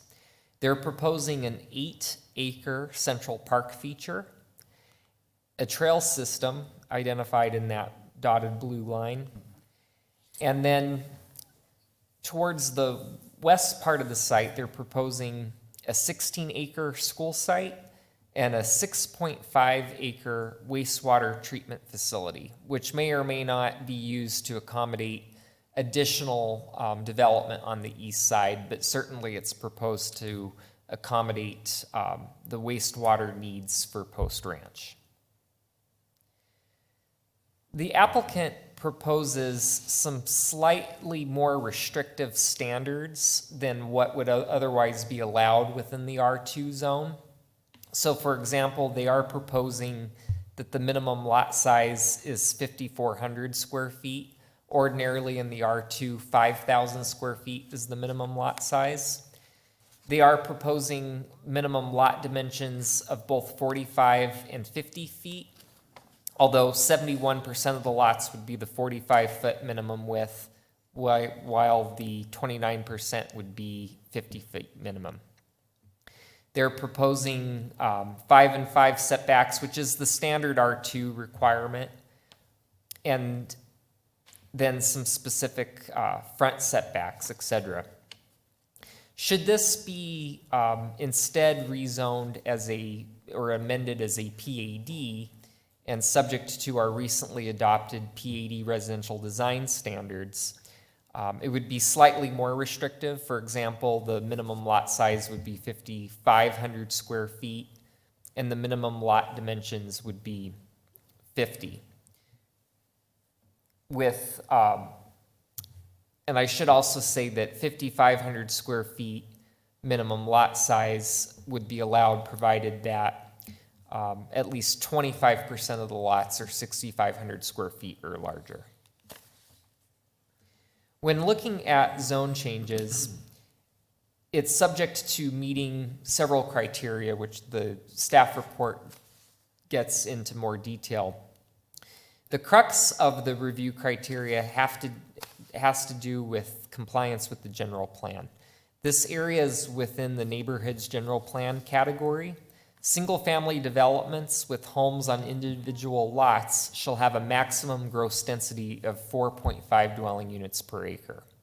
This development, with their conceptual lotting plan, proposes a density of 3.6 dwelling units per acre. So it does fit within the maximum density allowed. But specifically, these are the three criteria that we look at. The first criteria is that the action is consistent with the city's general plan, including goals, policies, and applicable elements. One of the goals is to preserve the unique qualities of neighborhoods within the city. And an action step that's used to accomplish that goal is to encourage building and site design of new developments to blend in with existing developments in order to strengthen the unique character and style of Casa Grande neighborhoods. Staff feels that this zone change could potentially conflict with this goal and action step. The reason is that there's planned and existing developments to the west, south, and east that are zoned PAD, and they're subject to larger lot size and lot width requirements. So on this graphic here shows some proposed planned area developments that lie to the west and north, which require larger lot sizes and larger minimum lot widths and larger side yard setbacks than which the Post Ranch development is proposing. And since this is near the city limits, to the east of the site and to the south is rural. So this is really on nearing the outskirts where there's an expectation for there to be more of a rural type development pattern. The other criteria that we look at is that the proposed zone change is necessary and proper at this time to meet the land use needs of the residents of the city. So 8 PADs were recently rezoned to R2 over the past couple of years to benefit from recent state legislation that grants an increase in certificates of assured water supply for properties that already have been granted certificates of assured water supply.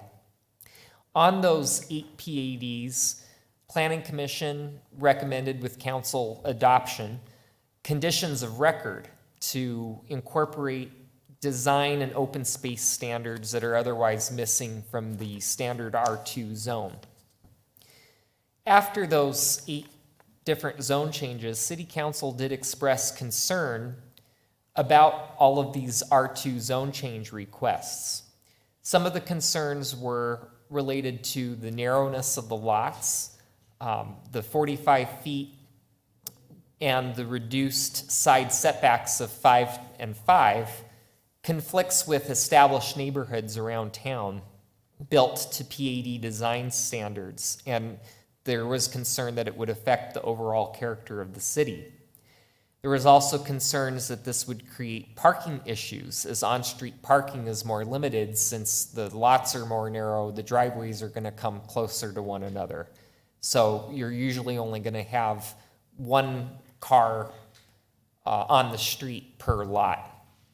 And if the garage is not used for parking but rather storage, it creates some concerns about parking availability. And then also the absence of larger lots that you could get in PAD zones would result in some home buyers locating elsewhere, purchasing homes outside of the city.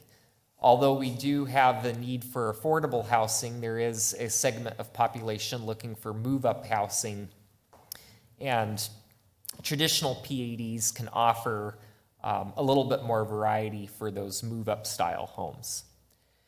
An example of a typical R2 neighborhood with 45-foot wide lots would look similar to this. And as you can see, it does limit the ability for on-street parking, and it does create a concern of more of a cookie-cutter style housing pattern. In response to City Council's concerns, the city did recently update the PAD residential design standards to provide more affordable, attainable housing. And this was done by reducing the lot width and lot sizes. It went from 55-foot minimum to 50, and the lot sizes went from 6,000 minimum to 5,500. And this enables an increase in density from former PADs while preserving neighborhood quality. The recently revised PAD residential design standards ensure that some of the development will provide for larger lots so that home buyers do have a potential additional housing choice. Should this be amended as a PAD as opposed to being zone changed to R2, does eliminate the consideration of a list of imposed conditions placed on an R2 zone. And a PAD allows developers to propose a higher lot yield due to state legislation's allowance for an increase of cause. So staff does acknowledge that it is important for every new development to take advantage or take the opportunity that the state allows them to with regard to an increase in the certificates of assured water supply. But staff feels that with this zone change, there's still some certificates of assured water supply still left on the table. And the reason is in the currently approved PAD, there's approval for a total of 2,416 dwellings. With this amendment, it would create an R2 area that yields 2,135 single-family homes. So it's actually a reduction of 281 lots.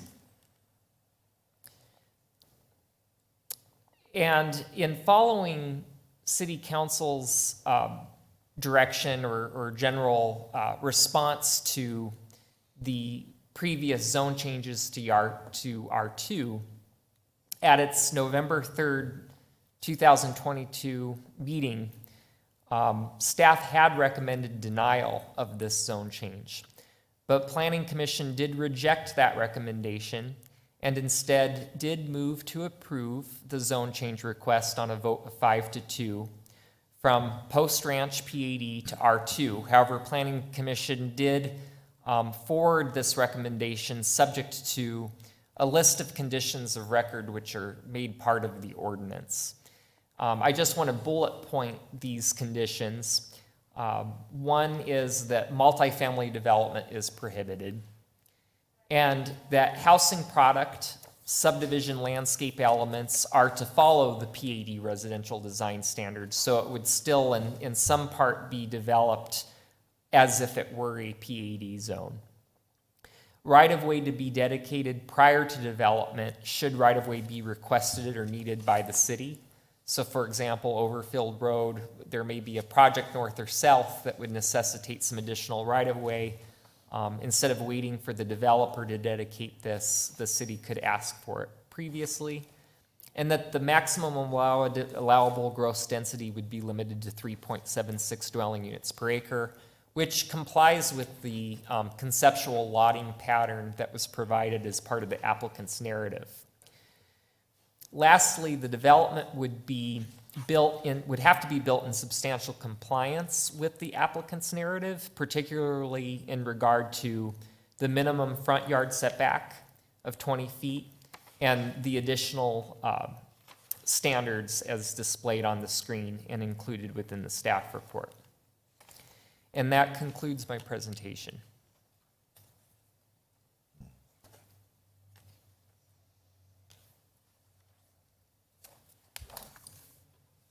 Go ahead. Oh, Bob? Thank Sorry. you, Matt.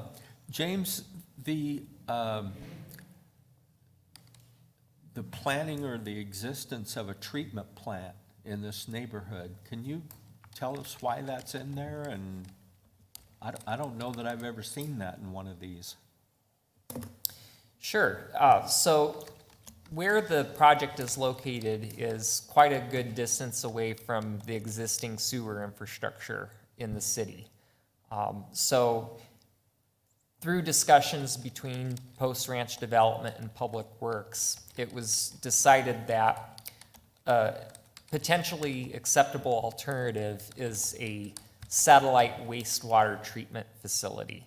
That way, if they were to develop a satellite wastewater campus, the processing of the wastewater can be handled on site as opposed to a more costly solution, which would be to extend wastewater to its current terminus, which is located near I-10 and Quartzen. Do we have any restrictions or anything on the books for them doing this, or are we potentially creating an atmosphere where other developers could come in and say, well, I want to put a little plant in my neighborhood too? To me, it seems like a bad idea to allow that, but this is new to me. I haven't seen this. I haven't looked over, but I heard someone scoot up next to me, so I will let Paul address that. Okay. Councilman Hullison, it's an excellent question, and of course, at the staff level, we've been asking those same questions of ourselves, but I'm going to tell you the technical answer. There's a regional wastewater plan called a 208 plan that the city had developed many years ago that just talks about how wastewater service would be provided to all the property within Casa Grande, as well as some adjoining properties. That 208 plan indicated that our wastewater scheme was to have one centralized wastewater treatment plant where it is today, and continue to expand that to, as growth occurred, to continue to provide wastewater service. In today's world, as we have really challenges to providing wastewater service both to our far western part of our city, where our industrial growth is happening, as well as east of the interstate, we're reconsidering that, whether or not that wastewater service scheme set forth in our 208 plan is really the best plan for us. And we're looking at amending the 208 plan to allow for a satellite, potentially 2 satellite wastewater plants. I know that Public Works has briefed you recently on the one on the west side for the west industrial development to relieve a little bit of our current wastewater facility, and potentially to the east side. No decisions have been finalized regarding that change in our scheme for wastewater service, but I can tell you that there has been discussions about servicing Post Ranch as well as other developments on the east side of the 10 with a new satellite plant that would actually be likely built by developers but owned and managed by the city and operated by the city. I'm not sure this is the location for it because it has to meet some more regional needs for other developments on the east side, which the wastewater in this area tends to flow north. And so I can't tell you that this is the location, but potentially we will be coming back to say, hey, we think we need to modify our 208 plan to allow for a couple satellite plants in the city as well as our large centralized plant. And Paul, is there, the technology has changed also in terms of wastewater treatment plants, so some of the new technology allows for a closed system? Absolutely. So it doesn't, Yeah. you Well, won't have the what we have? technology's certainly changed. The footprints are smaller. Yeah, they're smaller. There's not as much open lagoons. There's more enclosed processing. So absolutely, the technology has changed. And to follow up, what we're doing tonight, that doesn't lock us into a satellite sewer plant? No. Okay. It does not. And my last question was about the certificates of assured water supply. Is Post Ranch covered with that? They have certificates. They're just looking to add lots and stretch those certificates. Well, actually, they're not stretching their certificates, they're reducing them. them. So what happens is they currently have 2,416 certificates for 2,416 dwellings. Oh, okay. But it's a mixture of single-family and like condominium or townhome units, as you can see on the screen. They're proposing to create 2,135 single-family homes. So they're actually reducing they're not taking full advantage of all their cause they have today, nor are they taking advantage of additional cause that ADWR may grant them under the new state legislation. Okay. All right, thank you. Any other questions? Matt? I want to follow up a bit on the treatment situation. Isn't there also talk of a joint plant with county, maybe other municipalities around? Would that be a solution for this, so we wouldn't have to? Yes, Mr. Mayor, Councilmember Herman, and just building off some of the feedback that Mr. Tice has just provided, when Post Ranch originally began to started their endeavor for a potential development, a change in development, they actually understood that the one alternative to running the effluent through town and building the main lines was to build the satellite plant that was identified in the PAD. That's the location that Councilmember Huddleston was referring to. And as Mr. Tice has pointed out, there very well may still be a scenario where we build that plant there. However, as we begin to look more at a regional, from a regional perspective and begin to have discussions with Pinal County about the need for them to potentially site a plant on the east side of our town, we have really begun to engage in some serious discussions about a regional plant that would actually serve both residents within the city as well as residents within the county. As Paul's pointed out, there's not been any type of final decision made on that. There's still a lot of evaluation research that's taking place. Our team is part of that dialogue, but we are evaluating the idea of perhaps servicing anything east of the interstate at that regional plant. So there could be a scenario where if that plant is located or sited more northernly from Post Ranch, and this site would not be utilized for a satellite plant. And then following up with thank you for that, because that's probably a path forward possibly. The other thing is, the other one looked a little nicer, but these guys are the experts in development. It's a bit of a struggle because we want to get these different size lots and everything, but on the other hand, we also want attainable type housing, and I think this is the way, this is more what people are looking for according to market research, and I'm sure that these guys have done that since they're investing their money in it. But as they're going down on their certificates, that's an interesting concept. But the other thing was the minimum setbacks of 20 feet. And with the lot depth of over only 120, because we had a presentation from you, Paul, about varying the setbacks, which makes neighborhoods Don't look so cookie cutter. don't look so cookie cutter, and I liked that concept, but I don't know if that's possible with this, Scenario. with this layout here, or site plan. So, Councilman Herman, you're right. Your recollection is exactly right, is the presentation was to allow for our R2 zones to have a 15-foot setback for the non-garage portion of the homes, like to pull the living area forward and recess the garage, keep the garage back at least 20. This proposal is not taking advantage of that recent text amendment. In my opinion, they should do so because it would allow that articulation, can create better interest in the streetscape.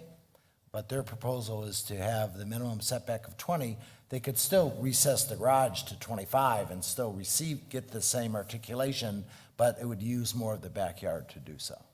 Yeah, thank you, because that's what I was thinking too, is that it would, because it has a lot of straight streets looking in this plan, so it would give a better visual impact if some were 15 and some were at 20, and because as I learned from the city planner, it's a easy way to make it look a little more varied, so.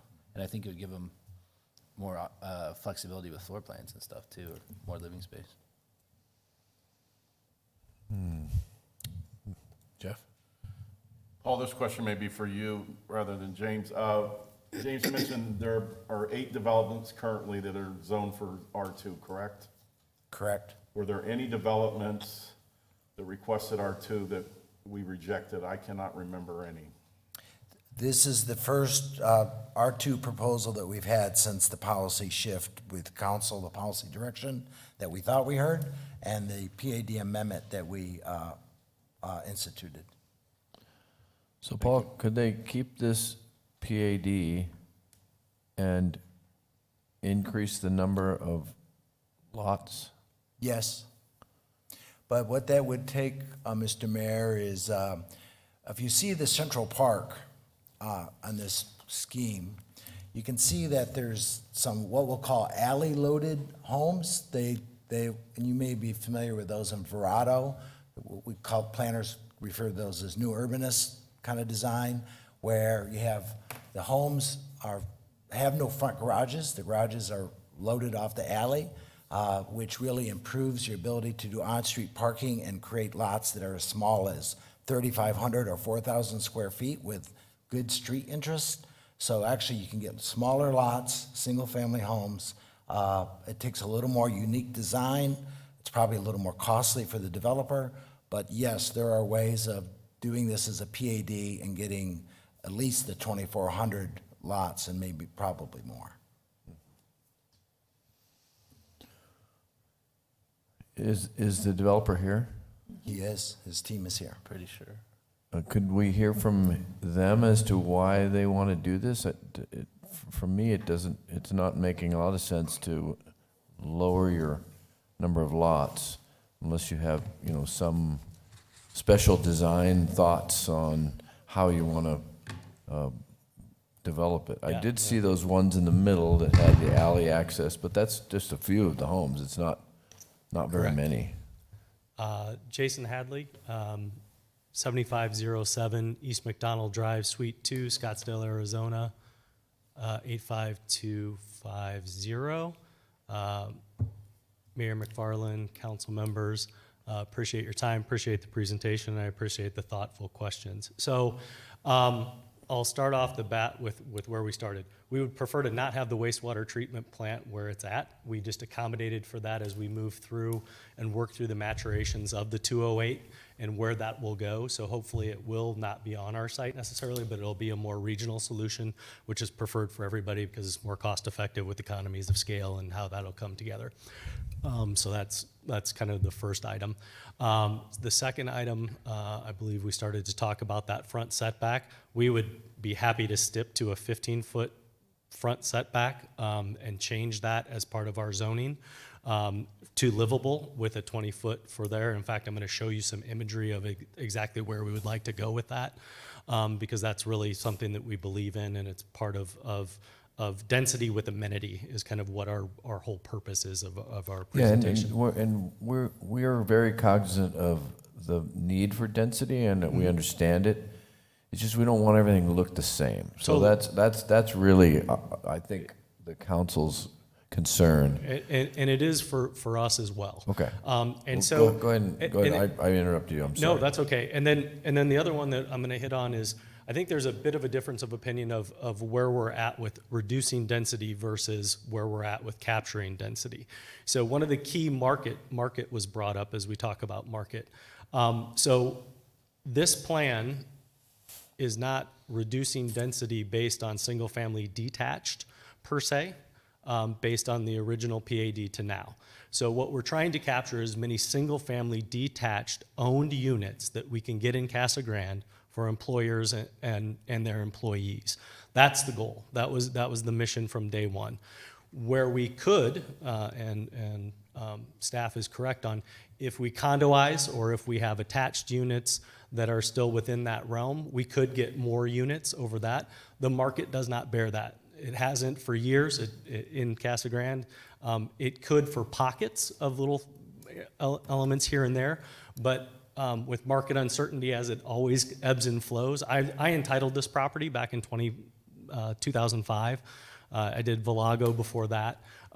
It's just one of those things where we look at what the market looks like, and so we want to bring single-family, high-quality single-family detached.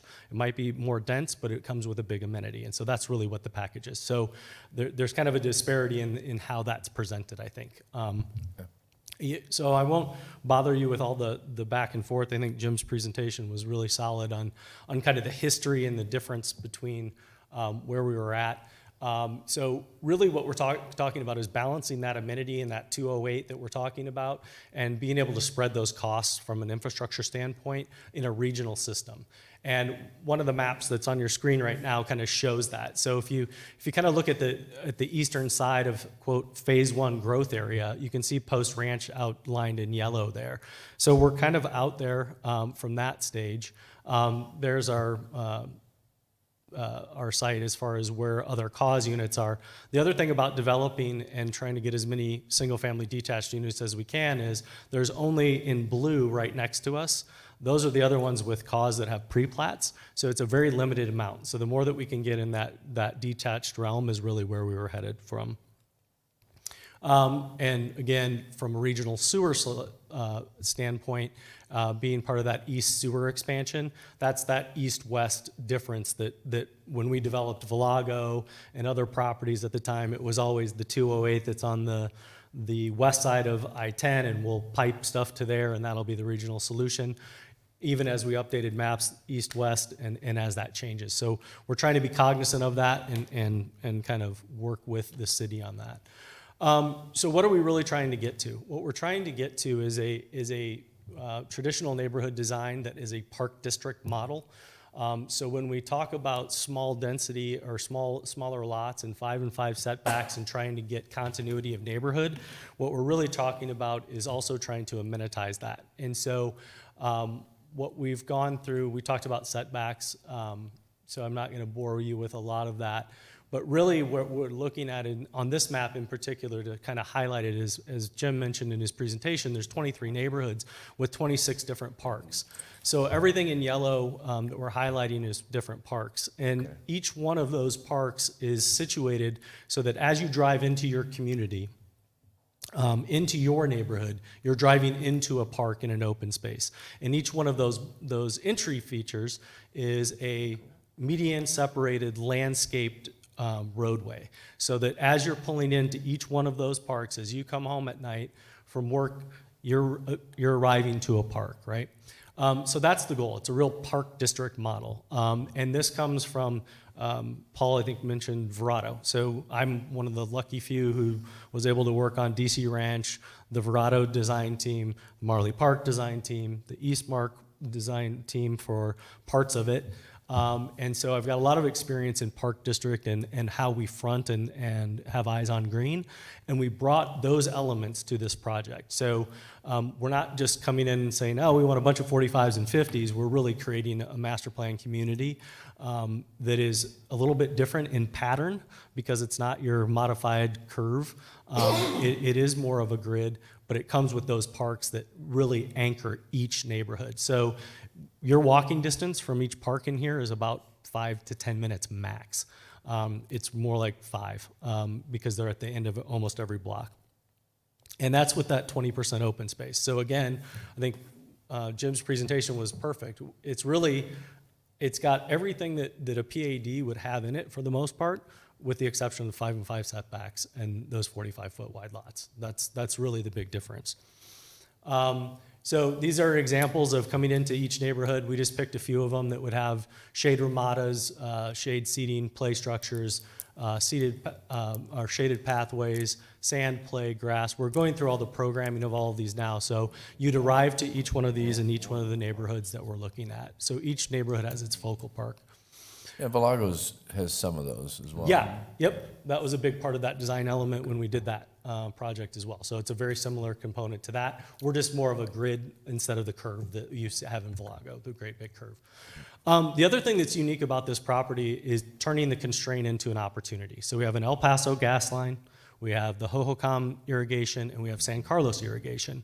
The irrigations will be actually compressing those, and so a 100-foot easement we're going to underground and put that into 50 to 60-foot easement, but we're leaving the bulk of that, like the east-west, we're leaving the bulk of that in open space so that we can connect neighborhoods, so that we can create those. So really, if you look at these sections and you look from the very top one as an example, and that 100-foot easement, the 100-foot easement is just the top line. Then we have a road with open space. So if you look at from wall to wall, that's the section kind of cutting through the central property. So, I mean, it's pretty amazing. from east-west and north-south to be able to have open space corridors that connect that way. And that allows us that extensive open space at 20%, as well as the connectivity with path and trails. And you can kind of see from the sections kind of how we've kind of conceptually planned that through. The other thing that our client came to us and said, Jason, if we're going to keep 20, if we're not going to do the 15% in R2 and we're going to go to 20%, let's make it real, right? There's all kinds of ways to make open space and commit to it. Activating that open space with a health and wellness theme, with a park in every neighborhood, as well as it being connected with park course, so that there's activity nodes throughout. And so really we've looked at stations throughout, along the Hohokam, along the San Carlos, and then in each one of the parks, so that there's a real true fitness element that ties together for the property. Jim and Paul both mentioned the Grand Park. So the Grand Park sits right in the middle. Collectors coming in from north, south, east, and west. There is a ring road of local that's outside of here, so we don't have to drive everybody through here.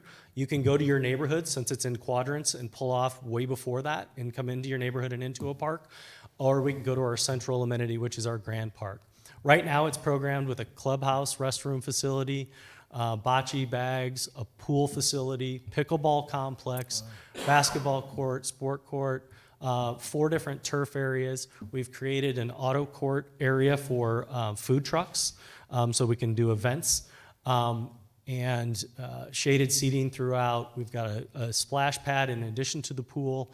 The park course elements, I think there's 11 and 11 on each side. Those tie in and come into the park along the east-west linear.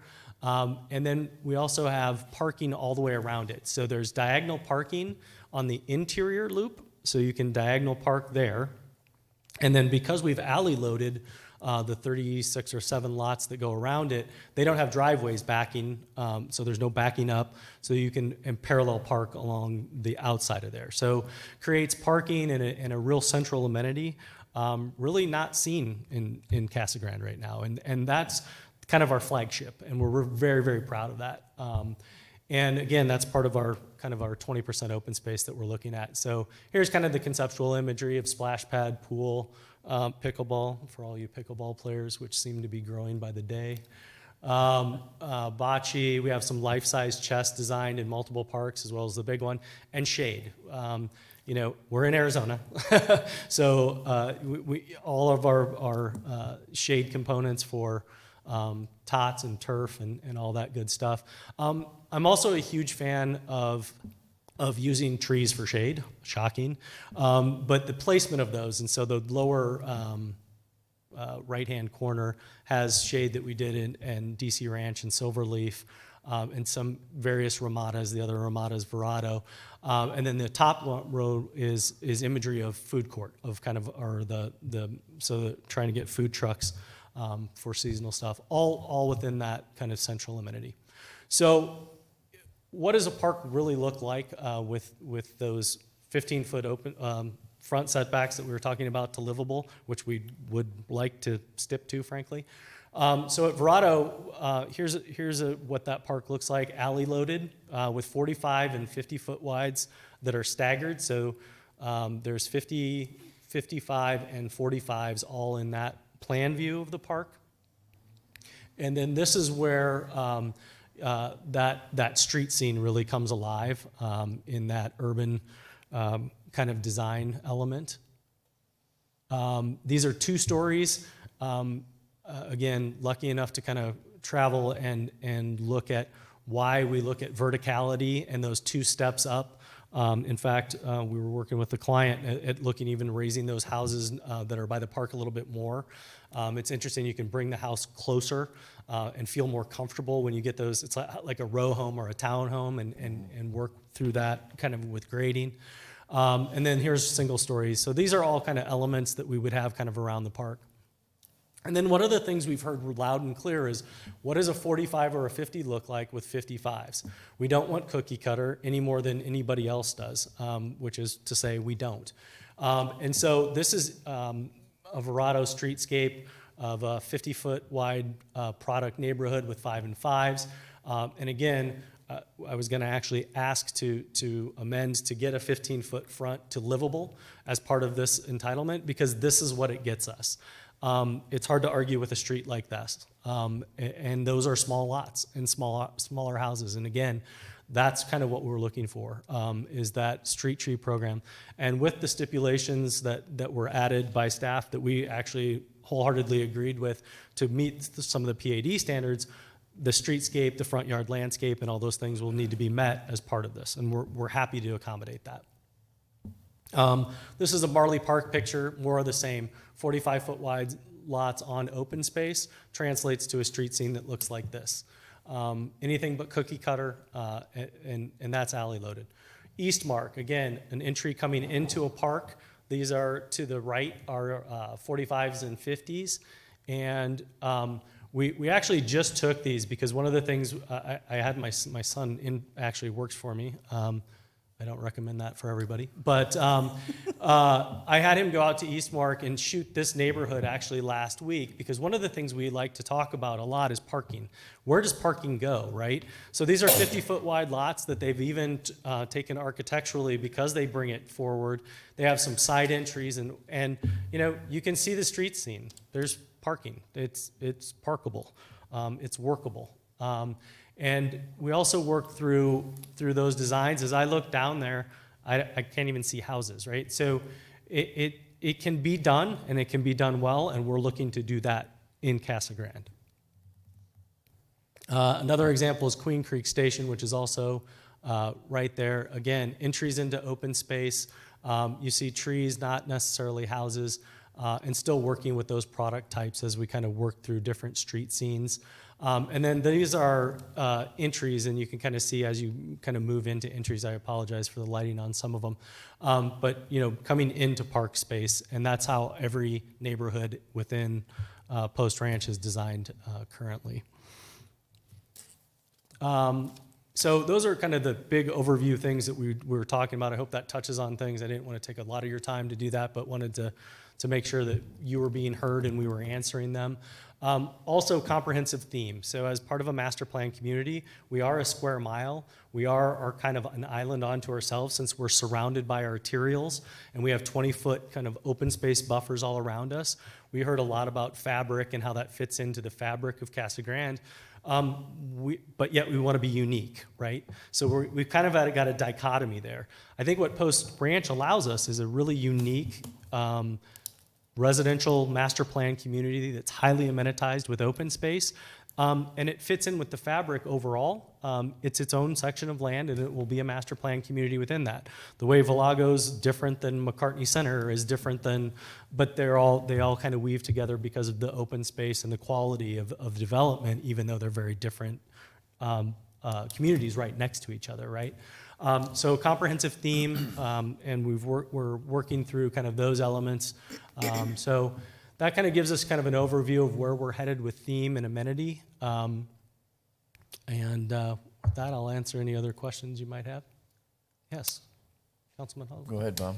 Did I see a school site on? Yes, one of the there is. maps? I believe Jim mentioned in his presentation, there's a 15 to 16 acre school site that has been reserved as of now, and then at a certain permit count, the school will say yes or no to whether or not they want to develop there, but we wholeheartedly want it as part of our community because we believe in that, and that really creates community. But yes, that has been reserved for now, and then it'll be up to the school district to either trigger that donation or not. Okay, thank you.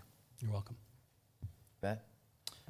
A couple things, mostly comments. I think great presentation.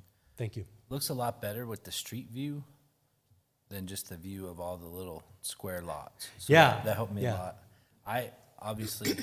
I would like to stick to the 15-foot livable setback because I think it adds a lot more character. It doesn't, so you're not just looking down the street, because I've lived in different neighborhoods here. Can we make that adjustment? Yeah, I think It's the only allowable, condition right? And- that- so right now, it is going to be an R2 district, so the R2 standards are going to apply, except there is one condition of record in 6A that requires a 20-foot setback from minimum front yard. So what I'm hearing is if I think. Change that what I'm to hearing, right, is 15. Changing that to, well, you still want to continue, I think, the minimum front yard of 20, but Yeah. say, provided that setbacks may be reduced to 15 feet for livable space, Correct. right? So I think that. So we can would change amend that it. wording? Yeah, I think as you get to there, if you Okay. want to, we'd need to make an amendment to condition 6A to just Okay. add in, take out the period and do a comment and say, provided that setbacks may be reduced to 15 feet for livable space. All right, thank you, Brett. And then, the parks, I mean, I think they're retention as well, but it looks like they're more amenitized than just a grass retention basin. Yeah, great question. So everything is green because it's open space and it's an entitlement project, right? So it's the easiest way to differentiate it. Turf will be limited to usable turf where needed or as a drainage component as needed. There will be retention in most of the parks, absolutely, but there'll be high and dry activity areas and we'll adhere to kind of the standards needed both from a landscape and park perspective. The initial thought is usable turf where it's needed, the rest xeriscape to try and keep water Minimize use water down. usage, The flip of that would be with the MAG 208 and depending on what happens with effluent, and because there might be enough units to produce effluent but not have anywhere to go, we would look at a purple pipe scenario, down the road to be able to use that for turf. But yeah, it'd be kind of limited turf, but mostly desert. I'm glad you brought that up, because you could be the first development in the city to use a purple pipe pipe. system, and that would be a really neat thing. Yeah, we would love if that. you did that. So one thing that, when I'm talking to people around town, talking about other developments, what's the, and it's a loaded question, I understand, but the certainty or the guarantee of that grand park with those amenities and the pocket parks with those amenities? I believe it's stepped based on the site plan, so I mean, but that's our list of amenities. It's gotta have the that- clubhouse and it's gotta have the, okay. That's my understanding. Does Less that sound time. good, James? So the next step in this process, if the Does he come zoning is back to- approved, would be for the developer to submit a preliminary plat along with a landscape plan for those common areas. And they would be bound to doing that. Some of it's a little bit of phasing, Yeah. And Oh, so it's gonna be a phased project clearly, so, It's a big project. yeah. So those amenities will get phased in as those neighborhood areas are. But there's final some plat. security that They we will leave be here there at some tonight point. that those things will happen. There is. Okay. With the final plat, we require a financial assurance for all subdivision improvements, including those open space areas. Because I don't want you to show like a pool and this and then say, oh, we're just gonna change it to a park. Yeah. We're just It's kidding. just grass or Yeah. just, but, okay. Donna?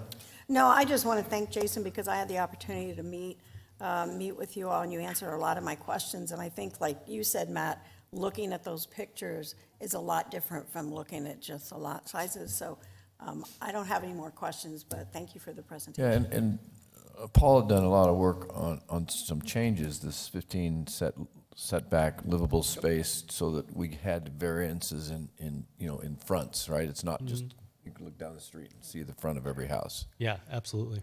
Okay. Anybody else have any other questions? Okay.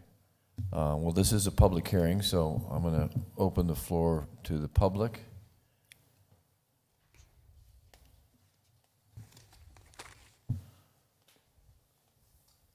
Good, thanks. I just want to take a second. My name is Kevin Peterson, 3369 East Queen Creek Road, Gilbert, Arizona, 85 something the other. Sorry, 85142, I believe. Or maybe that's my residential one, I apologize. It's close enough. Thank you for, and I'm part of the development team, so I just want to make a couple of comments. First of all, thank you all for taking the time to hear this project. We are proud of it. As you can see, we hired the right team that knows how to design and knows how to put master plans together, and they've done a fabulous job. Unfortunately, we kind of got caught up in the timing of the R2 switch, and the reason we got caught up in the timing is that we did take a lot of time, about 7 months, to really come up with a very sophisticated and a very quality quality plan. And I just want everybody to know that there's been a lot of work that's gone up to this point.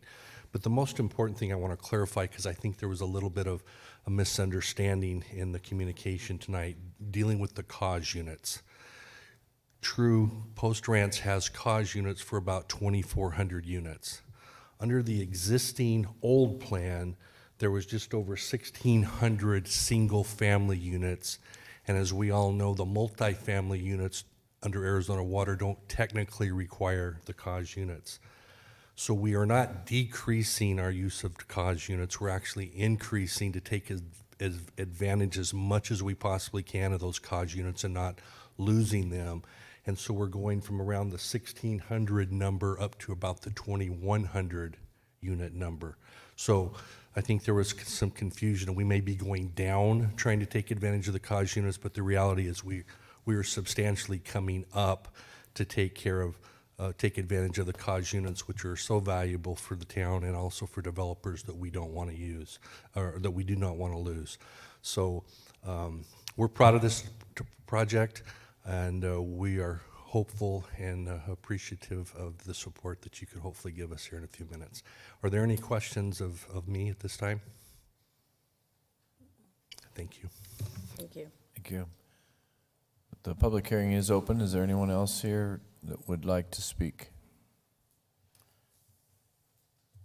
All right, seeing nobody else, then I'm going to close the public hearing. Do you all have any other questions? Okay. All right, then I'll call for a ordinance number, please, Gloria. Ordinance number 1178.225.2.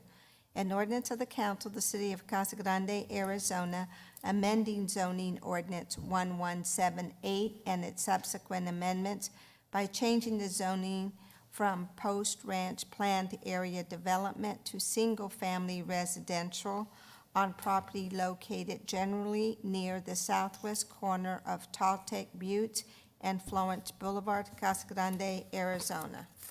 Mr. Mayor, I move to approve ordinance 1178. We're going to do the amendment. Oh, okay. Just to that point, from what I understood from the presentation and sort of council's questions, my suggestion as you move this ordinance is if you want to make that change to the 15-foot livable space, that you move the ordinance as read, but with a change to condition 6A of Exhibit B to add the following language at the end, provided the setbacks may be reduced to 15 feet for livable space. I wasn't going to say all that, but I was just going to say with the change condition, but. Yeah, I just want to make it. As stated by Brett Wallace. Esquire. Do I need to start over, or? You're in the middle of your motion, but if you want. I don't know where I was at. Then I would start over. Mr. Mayor, I move to approve ordinance 1178.225.2 with the proposed change to condition 6A as stated by City Attorney Brett City Attorney Brett Wallace. Second. That's good. Okay, I have a motion and a second. Can I get a roll call vote, please, Gloria? Councilmember Huddleston. Yes. Councilmember McBride. Yes. Councilmember Herman. Yes. Mayor Pro Tem Lavender. Yes. Mayor McFarland. Yes. All right. James, you going to handle L6? Yes, sir. All right. So as I promised, this presentation should go by a little faster. This is a zone change also within the Post Ranch planned area development to R3 multifamily residential. Again, the PAD had existed as a 647 acre area. The request, now that it had, most of it has gone to R2, there were 53 acres designated for multifamily. What this request will do is it will amend the remaining 22.05 acres that was entitled for high-density residential and place it into the R3 zone district. there actually would be a reduction in density. The current PAD allows that area to have a maximum density of 16 dwelling units per acre, and it would revert to, if the R3 is approved, to 12 dwelling units per acre within that area. And there would be a remnant of 2 commercial areas on the corner. They would still stay as part of the Post Ranch PAD. The R3 zone primarily is to accommodate multifamily structures. Usually that would be triplexes and greater. So you could have triplexes, fourplexes, traditional apartment styles, etc. And it would be subject to the standards that you see there on the top part of the screen. Staff and with Planning Commission's agreement, there are 2 recommended conditions. One is that any multifamily development structure greater than 1 story or taller than 20 feet would have to have a 50-foot setback from areas shared with the single-family designated use. And also a landscape setback of at least 20 feet shall be provided next to property designated for single-family. When reviewing zone changes, it has to be subject to compliance with the general plan. And as I mentioned in the last presentation, this is within the neighborhoods category. R3 is listed as an appropriate zone district, and density greater than 4.5 dwelling units per acre is allowed on sites up to 25 acres in size. The 3 criteria that have to be addressed is specifically, number 1, the action is consistent with the city's general plan. So one of the goals is to encourage variety in neighborhood design, and staff and Planning Commission did feel that multifamily zoning is ideal at this location, given its proximity to Florence Boulevard, State Route 287, and it will serve as a good transition between the single-family use to the south and the highway on the north. One of the applicable elements that we look at is the fact that the multifamily community will offer a housing option for those not seeking traditional single-family homes. When we look at the guiding principles within the general plan, number 8 indicates that we should link all land use decisions to known available water resources to ensure long-term viability and environmental sustainability for all new growth and development. Since this multifamily area does have certificates of assured water supply, it would allow fee simple condominiums or townhomes to be constructed. And so there is an opportunity to develop this area for condominiums or townhomes as opposed to rented or leased development. And staff would encourage the applicant to consider that because it would utilize the certificates of assured water supply and it would help direct growth in the spirit intended by the general plan. Another criteria that we look at is rezoning conforms to the general plan if it proposes land uses within the range of identified uses of the general plan. Basically, this area would allow multifamily development up to a density of 12 dwelling units per acre.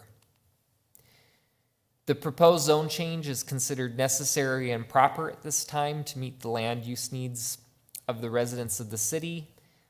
This does help meet the need for multifamily housing. At its November 3rd meeting, Planning Commission did accept staff's recommendation to approve this zone change, and they moved to forward to City Council a recommendation to approve this zone change request to R3, subject to the conditions of record that I've briefly mentioned in this presentation and found within the staff report and ordinance. And that concludes my presentation. Any questions? I mean, it gives the applicant the option to potentially condominiumize or townhouse, which would be also different for Casa Grande, since we have one development, I think, that's not been used as a condominium project. But anyway, I think that's kind of market-driven, so. Seeing no comments from the council, I'll open the floor. This is a public hearing, so this is a public hearing for item L6. If there's anyone here. All right, seeing none, then I'll close the hearing, and we will call for an ordinance number, please, Gloria. Ordinance number 1178.225.3. An ordinance of the council of the city of Casa Grande, Arizona, amending zoning ordinance 1178 and its subsequent amendments by changing the zoning from post-ranch planned area development to multifamily residential on property located generally between Taltic Buttes and Overfield Roads and adjacent to Florence Boulevard, Casa Grande, Arizona. Mayor oh, go ahead. Go ahead, Bob. Mayor McFarland, I would move for approval of ordinance number 1178.225.3 as presented. Second. All right, I have a motion and a second. Gloria, can I please get a roll call vote? Councilmember Huddleston. Yes. Councilmember McBride. Yes. Councilmember Herman. Yes. Mayor Pro Tem Lavender. Yes. Mayor McFarland. Yes. All right, let's move to the last item on our agenda, L7. This is a public hearing also for ordinance number 1178.157.5. James? This also is dealing with an amendment to a PAD, but it's an amendment within a PAD itself. It's not going to an R2 or R3 zone. So the location is within the Casa Grande Crossings Planned Area Development. There's currently approximately a 12-acre area that is designated as office retail. And the proposal is to amend this parcel to allow multifamily use.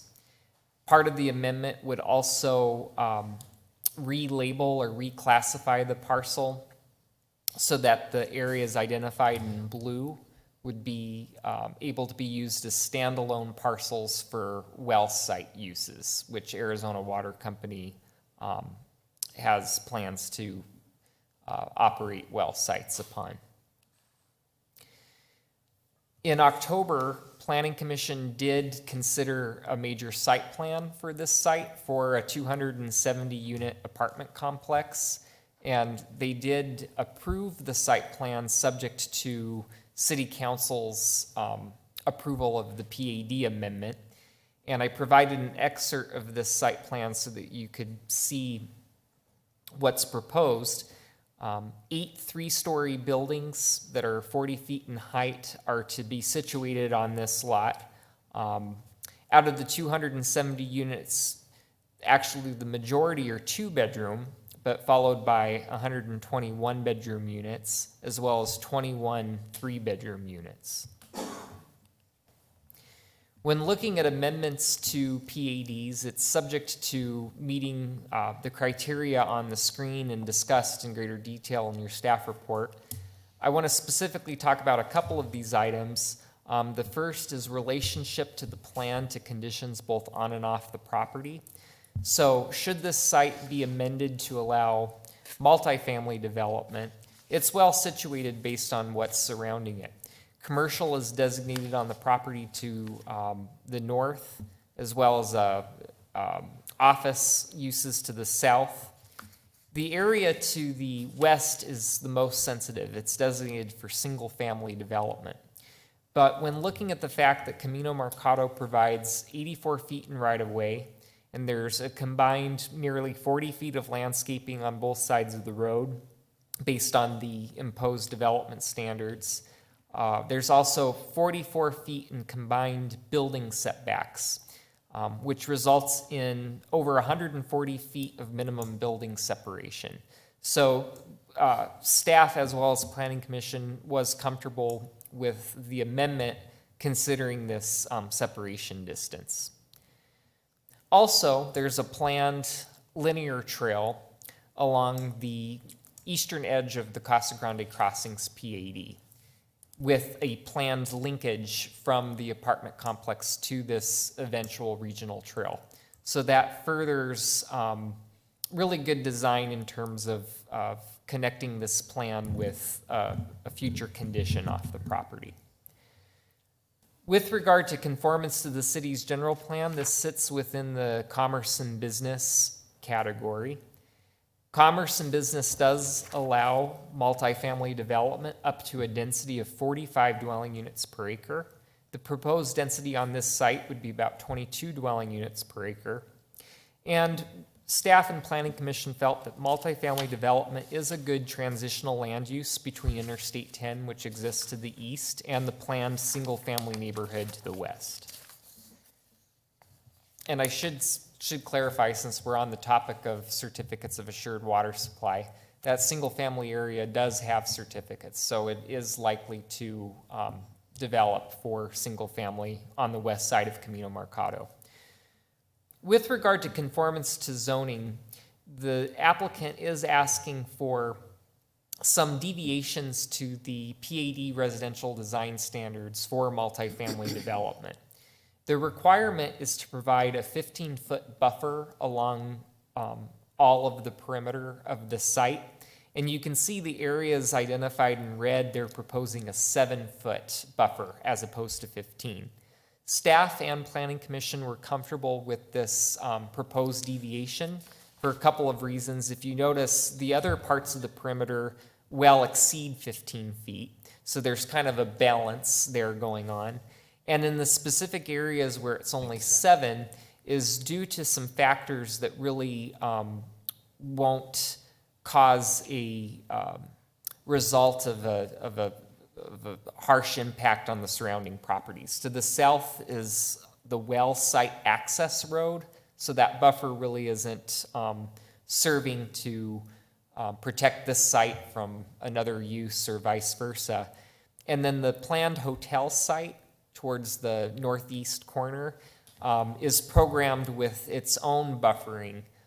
So with this 7 feet coupled with the buffering on the hotel site, staff and planning commission felt there was adequate buffer. With regard to pedestrian and vehicular ingress and egress, as I mentioned, there is a planned trail along the east side of the development. And part of the entitlement process, there will be a dedication of the easternmost 33 feet of this property for the trail. And then the trail construction would be performed by the city, but they are planning a connection as indicated by that yellow arrow on the right. And then from Camino Mercado, their primary access is denoted by those 2 yellow arrows.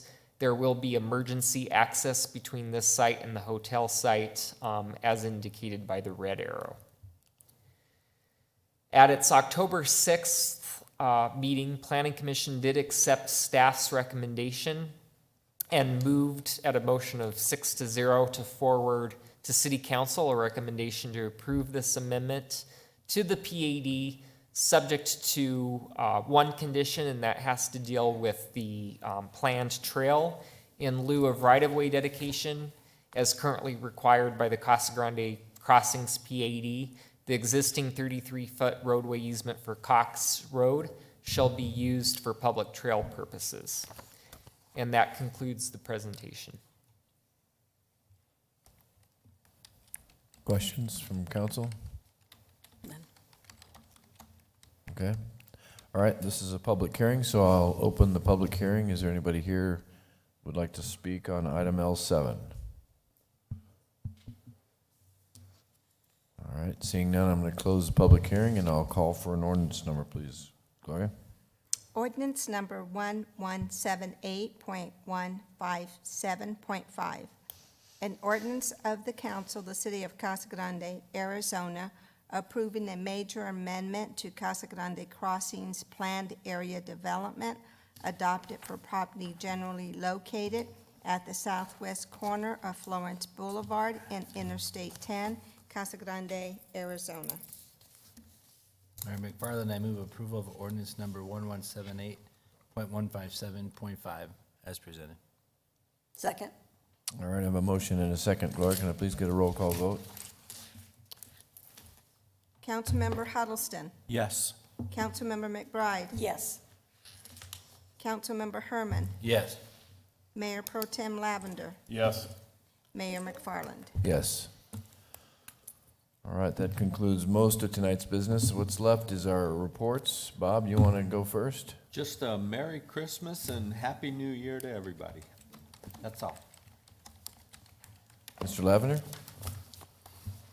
I attended the Florence Street traffic study session last week and look forward to seeing and working with them on some of the input they received. Moving forward, also, on January 12th is going to be the Unity March. We approved some street closures tonight. The theme will be the beloved community, and something we're adding this year and working with a committee is the day of service on January 16th. That morning, we're looking at starting with a rally in the morning, doing some community enhancements, I think graffiti, possible some trash pickup, and then having a lunch that afternoon. And more, I'll have more information, but for those that are interested, the day of the service will be the morning of January 16th. And I'm hoping that the city will really be pushing the fireworks standards as we get close to the January 1st, Mr. Rains, and making sure that we get the word out there. But also echo Bob's comments, Merry Christmas, Happy New Year. Happy Hanukkah. It started last night. Yes, sir. Matt? With that lead-in, thank you, Mayor. Had the honor of Set you lighting the Shamash candle, which is the helper candle, in the middle of the menorah last night. So we had a great group of people here, lit the menorah, and it was a lot of fun. And learned a lot about the traditions, and they had food and games. So it was a good time. And they a gave great you a turnout. menorah, too. And I got a menorah to take home, yeah. So, but the Shabbat of Casa Grande is the one that puts that on, and they did a great job, and it's going to get bigger every year. It's a great cultural and amenity for our community, so it's a lot of fun to see. And speaking of that, the Christmas and holiday decorations in here, Gloria, and around the city hall, thank you. And to Danny and his crew, the park looks fantastic. I like the tree there. That's where it was when I was growing up, actually. And so people know the reason we don't have it here anymore is because we got new sidewalks, and it was really hard on our sidewalks to get the equipment up there. So the lights look great. They made it through the storm and the 3 foot of water, so fantastic. Your first light parade was a challenge for you, sir. So it's all downhill from here, I think.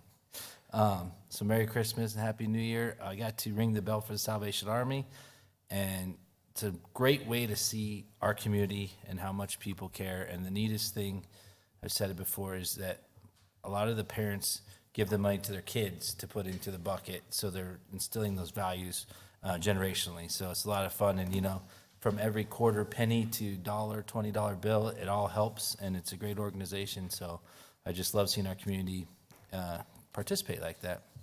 So with that, Happy Hanukkah, Happy Merry Christmas, Happy New Year, and anything else. Happy holidays. Thanks. Just happy. Happy. Be happy.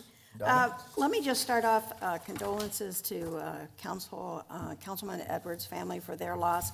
And I also just want to publicly reach out and from Casa Grande, the many residents, to Mark Lamb, Sheriff Lamb, and his family for the loss of their son and granddaughter a few days ago.